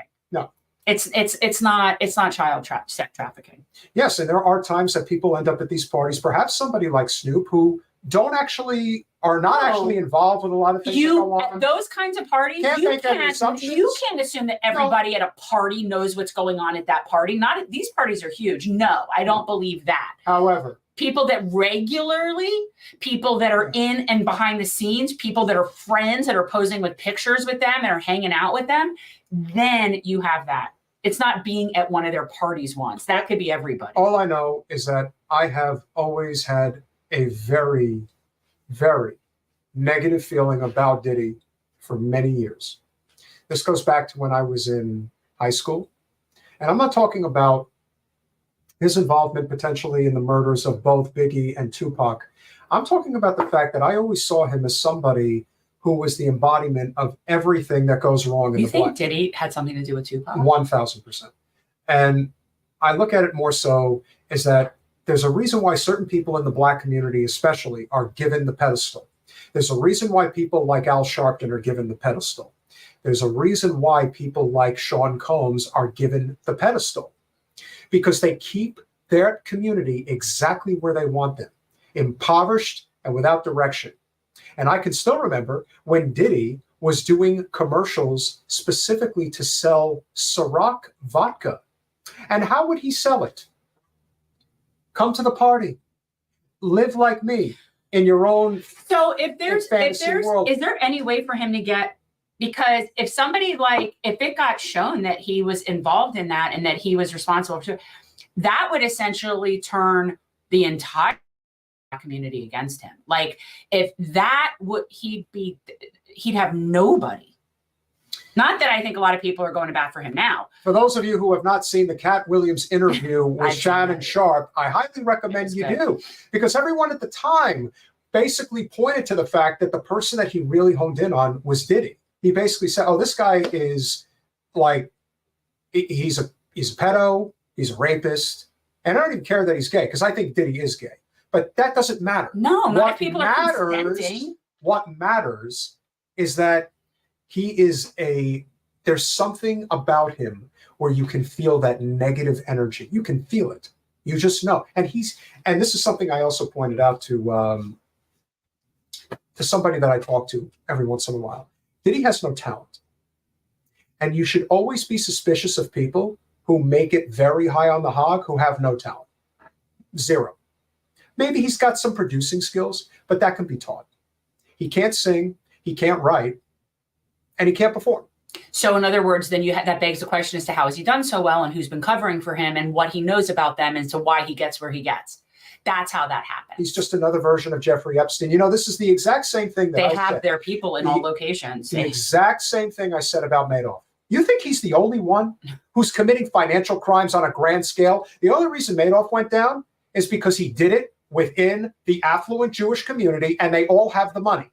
That's the reason he went down. You know how many financial scam artists are out there? Have you ever watched American Greed?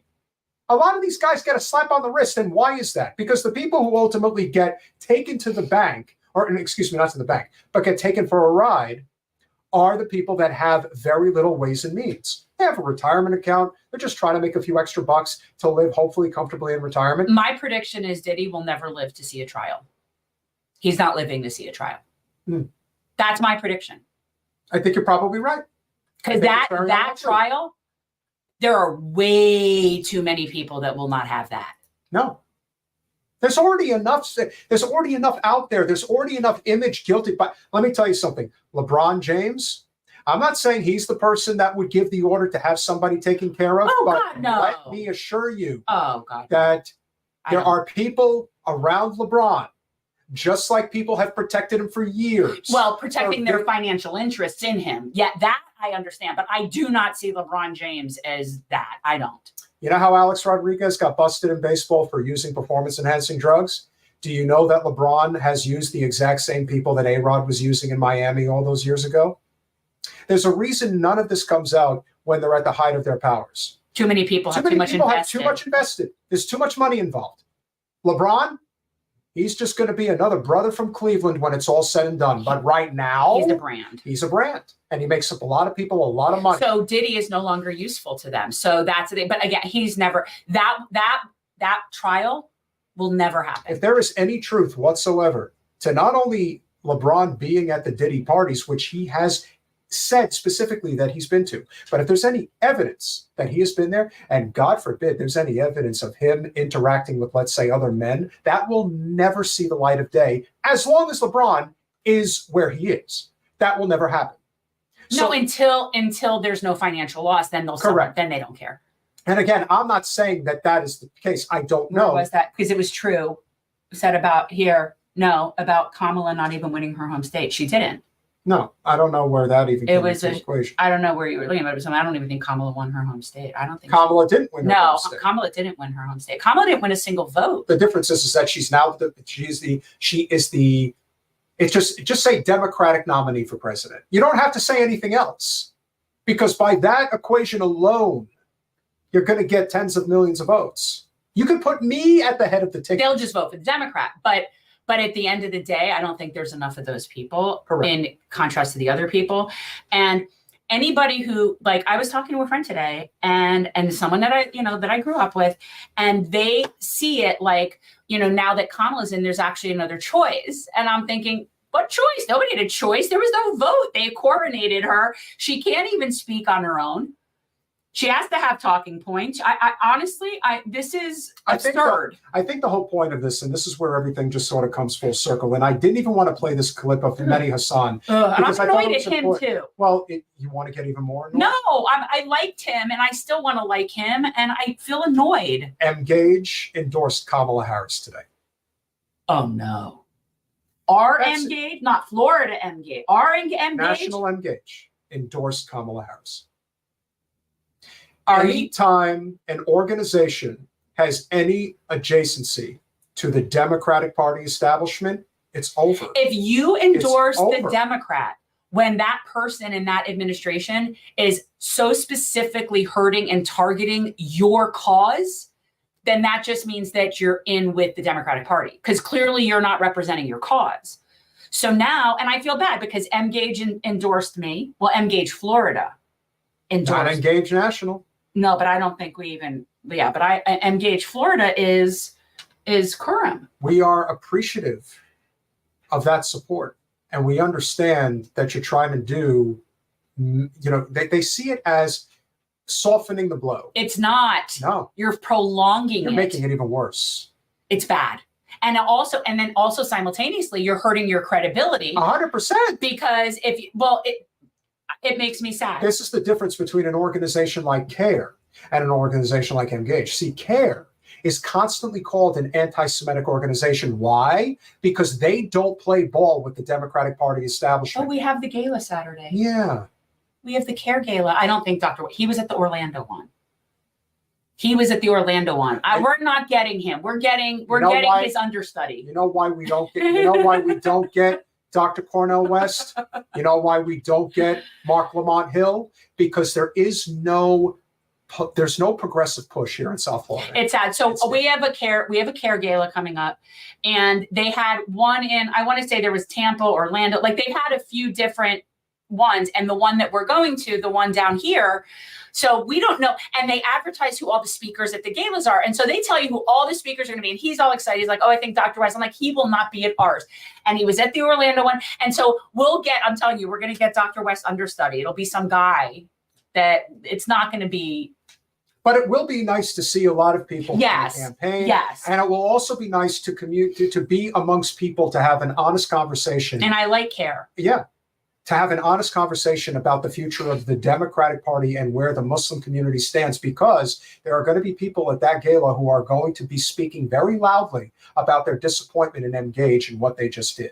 Now, don't get me wrong. These two organizations don't really care for each other. And now CARE has an opening to basically say, well, you'll never have to worry about us betraying you like that, because we don't play ball with the Democratic Party. That's why, like I said, they are always being told that they are the anti-Semitic organization. Was CARE, was that who organized when we went to go hear the doctors speak? That was that CARE function, wasn't it? I think CARE organized when we went to the hotel to hear the doctors that came from Gaza. Who spoke at your event. Yeah. Yeah. That's it.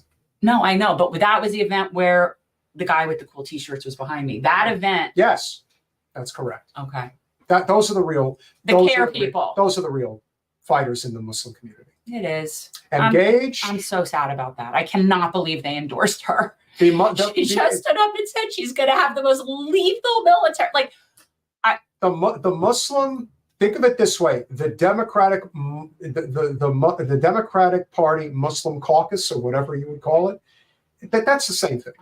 It's the same thing. There's no difference. It sounds like about as effective and real as the Progressive Caucus. And as a good friend of ours has pointed out about other nonprofit organizations, they're just adjacent to the Democratic establishment. Once that happens, and by the way, it's very sad because a lot of these organizations, a lot of these NGOs start out with very good intentions and good missions. And what happens is, as soon as they start needing to raise money and they start living just to exist to pay their payroll, they just function as a business like any other business. There's no more mission and no more service once it hits that level. And for some reason, that level always coincides with their entrenchment with the Democratic Party. All I've always said, the mud come off the cow feels. It's not. I don't see what that has to do with what we're talking about. Because once you take the money, it's never the same. They take the money, and they need to take the money in order to keep the payroll going. So it becomes an untenable situation. And then the people that really were with the organization with their primary missions, those people get long gone. What you also have to remember is that the people who fund the organization will tell you point blank, endorse Kamala or the money's gone. That's it. It's that simple. So if you're going to take money from the very people, which is why they're compromised, 100%. Then you're just compromised. But yeah. So make a choice. The system's broken. It will not be fixed. Kamala you have to figure out how to. I mean, listen, I think no matter who wins, it's going to be a referendum on the system. But I also believe that there is just a certain element of Trump getting in again that will just keep all eyes on him 24/7. I just can't believe the Democrats are so fucking stupid that they literally are doing the same thing that they did in 2016. And I cannot believe the amount of stupid tools that are following them into that hole. Like they're just marching right along as if the whole Hillary thing didn't happen. Really, it's not even 10 years. And they're doing the exact same thing. And they're going to get the same result. And I remember last time I actually kind of felt bad for some of those people. I had friends that were all with Hillary. I'm with her. They're with her. And I actually did kind of feel bad for them because they really were like thinking this is better than him and we got to do this or whatever. And I have no grace for people with it anymore. I just don't. I do not care. I don't care if you like it. I don't care if I hurt your feelings. I just don't care. Kamala Harris is horrible. The level of desperation to prevent Trump from winning is why he's going to win. Because you're not offering anything. And as I pointed out earlier, they're offering joy and freedom. Gretchen Whitmer is very politically ambitious. Can I call her Mommy Dearest? And if Kamala Harris becomes the next president, her political career is basically shot. She got nowhere to go. What's she going to do? Run against one of the Democrats to try to get into the U.S. Senate? That's not happening. But a lot of people aren't going anywhere anytime soon anyway. She's not going anywhere anyway. Even if Kamala didn't get in, she's not going anywhere. But here's the difference. They decided that they were not going to allow the political process to play out. And they even had an opportunity to do it at the convention. And it really wouldn't have made that big of a difference. They couldn't risk it. You could have had Kamala. You could have had Newsom. You could have had Whitmer. You could have had Pritzker. You could have had Shapiro. You could have had Bashir. You could have even had Buttigieg if you wanted to. They couldn't do that. But you would have actually had a real democratic process. But as you said, can't have that. No, they needed Kamala in there. They've been trying to get Kamala in there for a very long time. They've been trying to get Kamala in there since like 2017. Which should probably scare the shit right out after of you Hillary to think lost. about. To think that that Hillary has been trying to get a puppet in there forever. And think since about she lost in 2016. Kamala is such a puppet. If you are at least willing to watch her when she is not completely scripted. And this is why I do side with the Trump camp when they say that they rigged the debate. Not just because it was clear that the panelists were on the side of Kamala Harris. It's because she clearly was rehearsed to such a degree that they've even suggested that she was wearing an earpiece. I can remember back in 2004 when everyone was convinced that George Bush was wearing an earpiece against John Kerry, and I'm sure he was. He had to be. Mr. Dunce-Cap couldn't possibly remember any of that shit. I actually, not only do I believe that they would have cheated in favor of Kamala at a debate, I bet anything that they wouldn't have even had that debate if they weren't able to have it exactly how they wanted it. The only reason that Kamala showed up for that debate is the answers, the questions, the format, everything was for her, and it was set up by her people because otherwise she wouldn't have been there. I would tell you, Colanello, that I disagree with you from this standpoint. Do I think Kamala comes off as a more likable person? Yes. Yes. But in terms of a statesperson, there is no comparison. Hillary Clinton would run circles around her. That's not even a question. Kamala Harris, she can't represent us internationally. No. And again, Hillary represents the worst of us, absolutely. But in terms of competence levels at that, her level to be handling herself at that level is a whole different ballgame than Kamala. Kamala is so out of her league. And this is also the thing that David is pointing out that I want people to understand. Yes, Trump is doing this. This has gone on forever. Yeah. He is not some anomaly that all of a sudden is trying to get his own people on there. Remember, there's a reason why Mayor Daley lasted in Chicago as long as he did. There's a reason why it's always been talked about that the dead were always voting in Chicago elections. You think that Trump is just some, unique individual that just showed up on the political scene? No, he just doesn't hide it. Well, and the He's other thing exposed is everything. Him doing what he does and is discussing is they all cheat. First of all, they all cheat. But I don't. If you're not cheating, you're not trying. Right. But I don't see the Republicans running around the country filing lawsuits to keep the libertarians off the ballot. I don't see the Republicans challenging third parties all over the place because they're so fearful. Only the Democrats are running around and challenging. You know people what on they the do? ballot. They break. Trump goes to the Libertarian Convention, breaks bread with Angela McArdle, who will also be coming back on our podcast, and say, "I'm totally going to put a libertarian in my cabinet." And you know what? He will. He probably will. There's a reason why that I have specifically said that I wanted to be a part of the Democratic Party, and I went to Kamala Harris to break bread, and she wouldn't do it with me. No. So I went to Trump, and he promised that he would allow me to fight on behalf of all of the poison that is being put in our food and our. And I appreciate that. I appreciate that. And you know what? Also, the Democrats didn't even allow a primary. So why would he? The fact that he even approached them at all is nice to him. I wouldn't have even approached them at that point. And you can say what you want, and I'm going to stick to this. The most competent stateswoman that I could see as our first Madam Commander-in-Chief is Tulsi Gabbard. Yes. And you can hate her all you want and say all the nasty And shit I don't want about her. that. I don't want that, and I don't like her. But the That's not what I difference between somebody like Tulsi and any of the other women that are Like her trying to and be Kamala. president Oh, no. is that Tulsi will get men to vote for her in droves. They're And not that's scared the- of having her being in charge. Do you think they'd be scared of a person who served in combat as a medic? Not just that, but like, I think that people that do think that way, and especially this is definitely a male demographic thing, that the trust level military, when you look at somebody like Tulsi compared to Kamala and even Gretchen Whitmer, those are not people that seem remotely like we want them to be commander in chief. Not even close.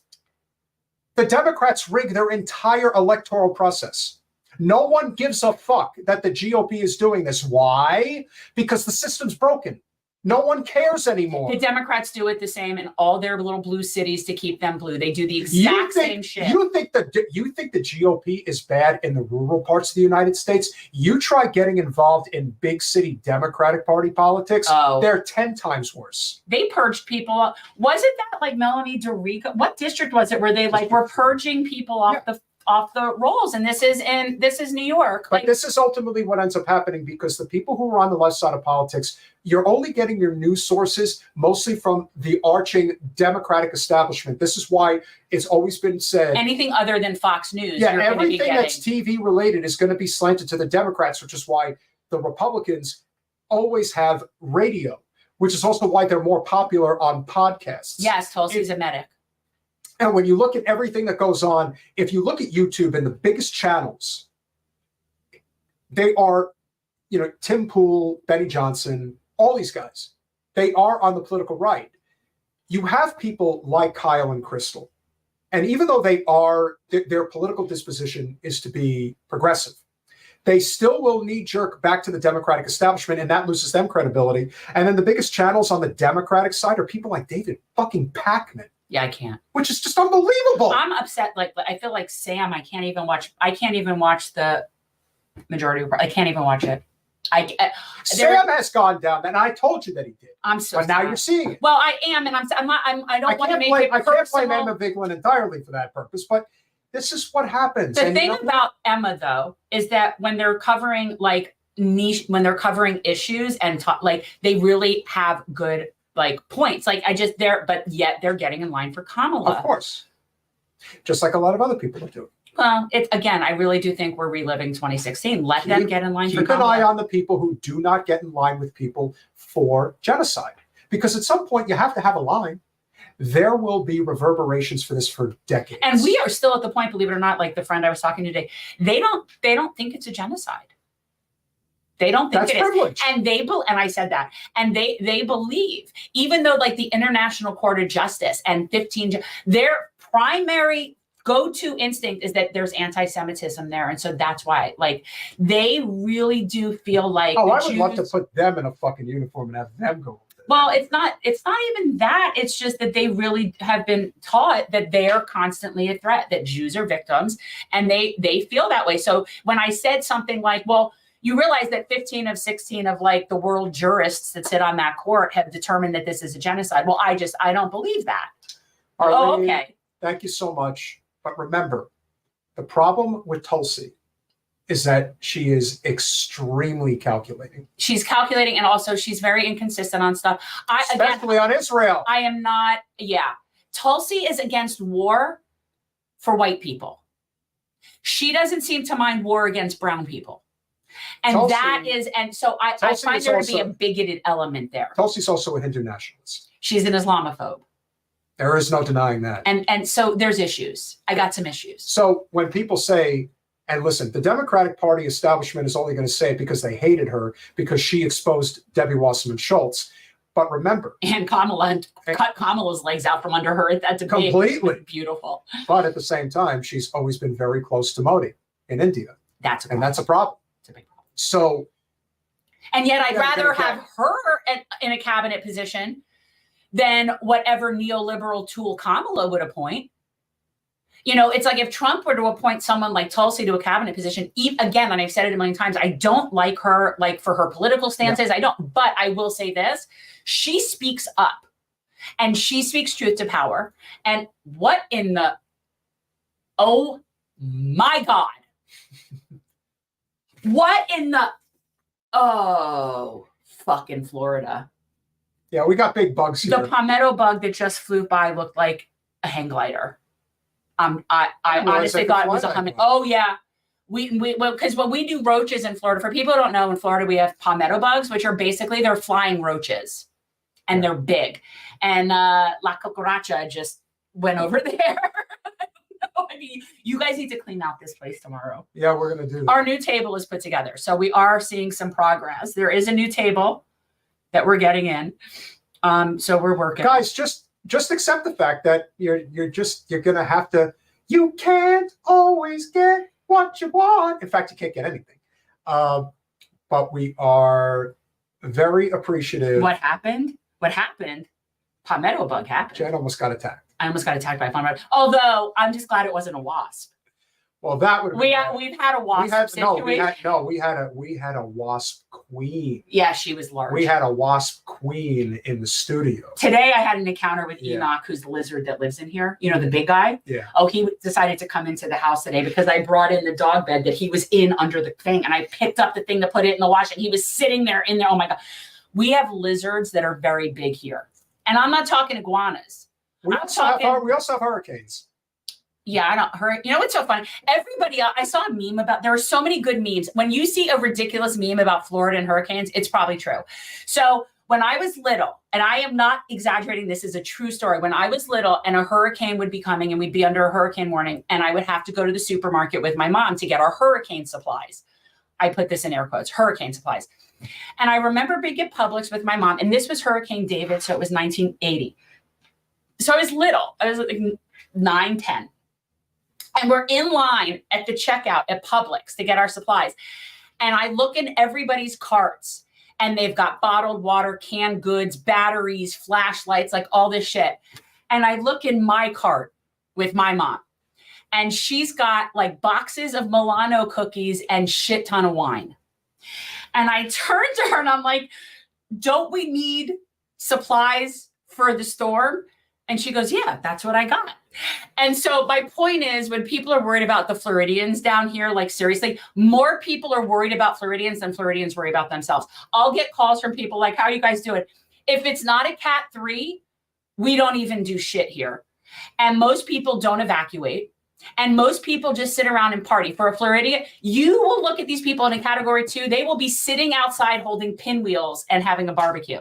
Stop worrying about the Floridians. But as you said, that's Darwinism working in real time. Absolutely. Yeah. Absolutely. Listen, I can still remember the 2 guys that were interviewed. I can remember this like it was yesterday. It was me and my housemates. I was sitting on the couch. This was like a day or 2 before Katrina hit New Orleans. And they were interviewing these two guys on TV, and they asked him, "Are you going to leave?" And he said, "No, they're not." And guess what? Those two guys, they got killed in the storm. Absolutely, And so that happens. that is an example of natural selection. There's a reason. You know what they call us in North Carolina? We're called Floridians. Floridian. Now, I will. Well, okay. you know, yeah, but we're very used to it, and it's something that. And by the way, people don't realize that evacuating is not an easy thing to do. Not in this state. There's nowhere to go. I actually tried. There was a hurricane a few years ago that I tried to get out with the boys, and we were driving, and I got as far as Fort Pierce, which is like not even 2 hours from here, and the traffic was at a dead standstill, and I was never going to get out. And I'm like, well, I don't want to go through it sitting in my car on the highway, so I turned around and came home. And that's the kind of stuff that happens. So people have to hunker down. That's not really the choice. It's just, some people take hurricane preparedness different than others. That's all I'm saying. Like our idea for preparing for now we have shuttered. Well, we're glass. We have impact glass. But yeah, I've been through like 4 hurricanes. I was in Hurricane Andrew. I remember that very clearly. But what people do not talk about when it comes to climate change, which is real, despite what some people will say, is that the water has gotten warmer and these hurricanes are infinitely more frequent now. And they are infinitely more stronger as they pick up strength in the Gulf or in the Atlantic or in the Caribbean. These things are a real problem. Arlene, the lizard of which I speak are called a curly tail lizard, and they are harmless. They actually look like, my friend thought they were a monitor, and which would be scary. They're not, but they're sizable. And so they're kind of like, I have no dislike for critters. I am all good with critters. I just don't necessarily want to touch them or want them in my house. Mm-hmm. Yeah, can I continue? I'm sorry. But she was asking me about the lizard, and I wanted to make sure that it doesn't bite. So just understand, we're fucked, hunker down. And if you're feeling somewhat giving, because, eventually you'll have to get rid of all your money and your goods and services, just give it to us, because, we're a small but mighty channel, but we are doing good causes, and I think that counts. So make sure to go to patreon.com/generational change. For as little as $5 a month, you can become a supporter of our small but mighty channel. Yeah. You know that we have been very appreciative of all of you guys. We're coming up to 4 years. Yeah, we are 4 years. When was the show? You always remember that date. It was like October, I thought. When was the date? You always were saying that. Oh, today's been. Yeah, no, we got the reminder, but I think it was like October. Yeah, so we're coming up on 4 years. So I guess we need to do like a little. Which is a lot. I mean, that's, I never, yeah. Yeah, 2 miles off the coast of Deerfield. Well, that was nice. Very impressive, Carla. Yeah, you know what, Carla? I was in North Miami Beach, and it was pretty bad. And we were supposed to get the eye where I was, and it ended up being 15 miles south down in Miami.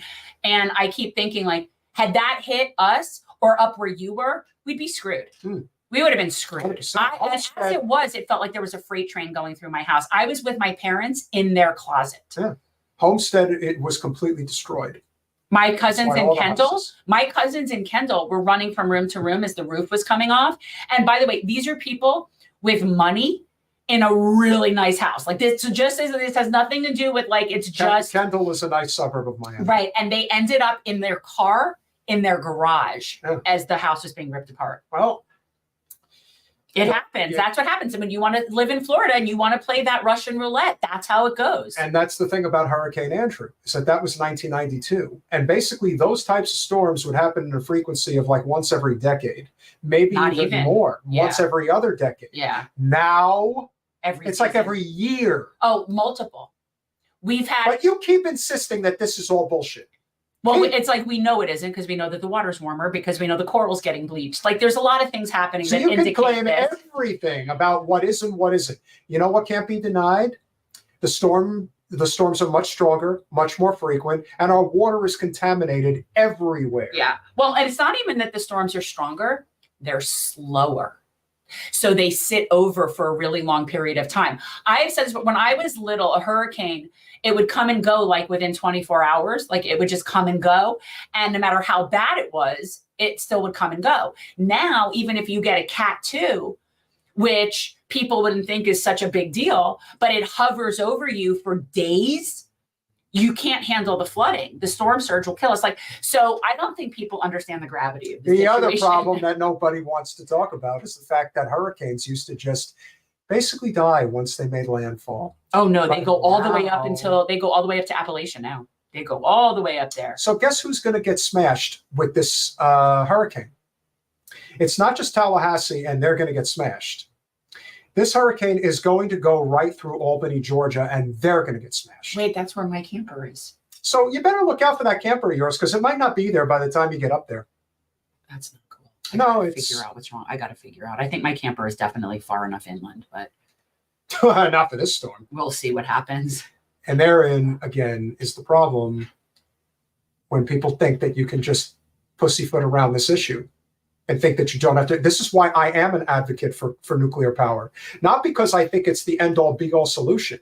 It's because I know that regardless of some of the risks that are involved with nuclear and the costs involved with nuclear, we have to live in the here and now and recognize that burning fossil fuels, especially coal and natural gas, is fucking us. Well, I think it's all bad. What we need to do is worry about degrowth and regenerative ag. That would be nice too.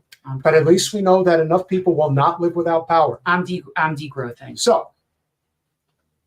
Oh, it just became a cat four. And what a surprise. What a surprise. Why would that surprise anybody? Because in another 24 hours, maybe even 12, it'll be a cat 5. Because this is what happens And it's now. hitting, but it's hitting up where your stuff is. It's It's hitting up. actually not. Where is it going? It's going through Tallahassee. It's basically going through the armpit, which is where they all go now. But that region, particularly Panama City out to... Isn't that where your stuff is? No, you're No. not. No. Where's your stuff? You're in Destin. West. Yeah, but okay. Easier said than done, which again, like I said, is why I advocate for nuclear power, because that does not create a carbon footprint. Now, putting it together, there's carbon footprint involved, but in terms of executing the power disbursement, that does not cause any carbon footprint whatsoever. But the fact is, we are going to very likely be stuck with a President Trump again, and he is only going to be more vocal about the fact that we're going to drill, baby, drill. Yeah, but Biden has issued more Kamala permits. and Harry, but Kamala and Biden are doing the exact same thing. They just do it with a nice. But it doesn't look. Biden has issued more drilling permits than Trump did. So I like this is. I'm so tired of arguing about the policies of people because they just don't like him because they just don't like him. That's part of it, but it's also because he just doesn't put a lid on the conversation. This is why when you think about who would you rather listen to, Antony Blinken or John Bolton, people would say Antony Blinken, but the same result is coming from either one. This hurt, it says, will it hit the East Coast? It looks, no, it's going up the Gulf side. It doesn't look like it is, but.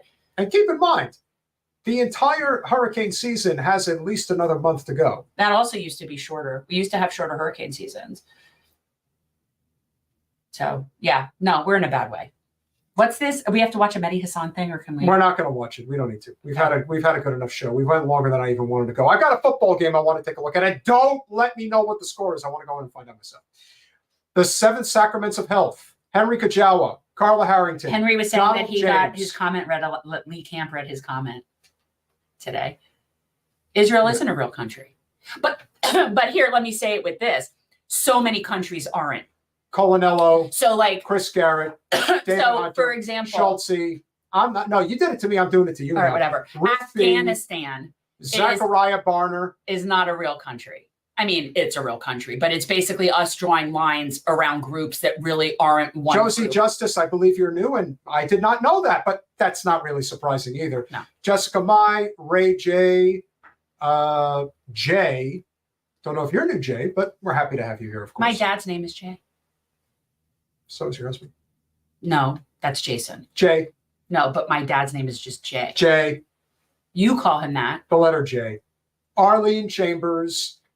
Becca 2O. Very nice to have you here. Let's see who else. Well, is this a new show? Jen, is this a new show? 4 Well, for them. years. We're going on. For them. For you, it might be, but we are going on 4 years. Kira Crowley, I love that's that. a good comment. I love Fake Yapper. Yep. Bernard Anaba. He just looks punchable to me. That's the It's the problem. glasses. They're so It's weenie. definitely the They're such it's the weenies. Yeah, it's the glasses. There's nothing remotely like commanding about any Mark of those J, people. Tony Clifton, Danny Ferguson, Bella Reese, Who else? Joe Anthony, Lynn, Doug Grinbergs. Thank you for checking in, Doug. Doug does our timestamps every once in a while. We are very appreciative that you do that. David Watson from Edinburgh, Scotland. It's a little late. Yeah, but you're quite the charming lady. Please don't. I do love me a Scotsman. Scotsman? I do. How could you not like the Scotsman? I just do. Our very good friend, Willie Bragg. I thought I was going on with him. What happened? Yeah, Willie, let us know what's going on. Did you cancel? Did you cancel? No, he didn't on me, cancel. Willie? Just haven't given you a date yet. Okay. David Hunter. I thought I said your name. Kat Negrita. Chris Garrett. You guys have been great. Yeah. I like our peeps. Yeah. Metal wasn't here today, but we were early, so. That's true. We are early. It is after 9. Although I will say, of all the things that we talk about where he's always on our team, it's generally anti-war and foreign policy. So he'll definitely like seeing the Colonel on here this evening. Not Colonel Sanders, Colonel Wilkerson. I'm sorry, I can't help it. I like the Colonel. Judge Knapp gets the best rotation. Well, him and Nima gets that too on Dialogue Works. Guys, if you're not watching Dialogue Works, it's quite good. If you want to really get the rundown every single day from people like Colonel Wilkerson about foreign policy, they have a really good rotation. Like our friend Matt Ho goes on there and a whole bunch of people. And yeah, I did invite Matt. He was not available this evening. But yeah. We're going to have lots of great guests coming up. And of course, with the election 6 weeks away, that's either 11 or 12 shows. We'll do an election night live stream. That'll be fun. Are you getting dressed up Saturday night? I don't think it's that dressy. I'm wearing pants. I'm just letting you know. Okay. I'm just letting you know. I'll wear a blazer, shirt. Peter doesn't wear ties. I do not wear ties. Just not for me. He'd be the only person in a black tie with no tie. But he'll have cush. He doesn't have a black tie, but he'll have his cushion. Smash that like button, share, subscribe to all those things we ask you to do. Have a wonderful evening. So what do we have on Monday? John, we don't know yet. I'll let you know. See you Monday.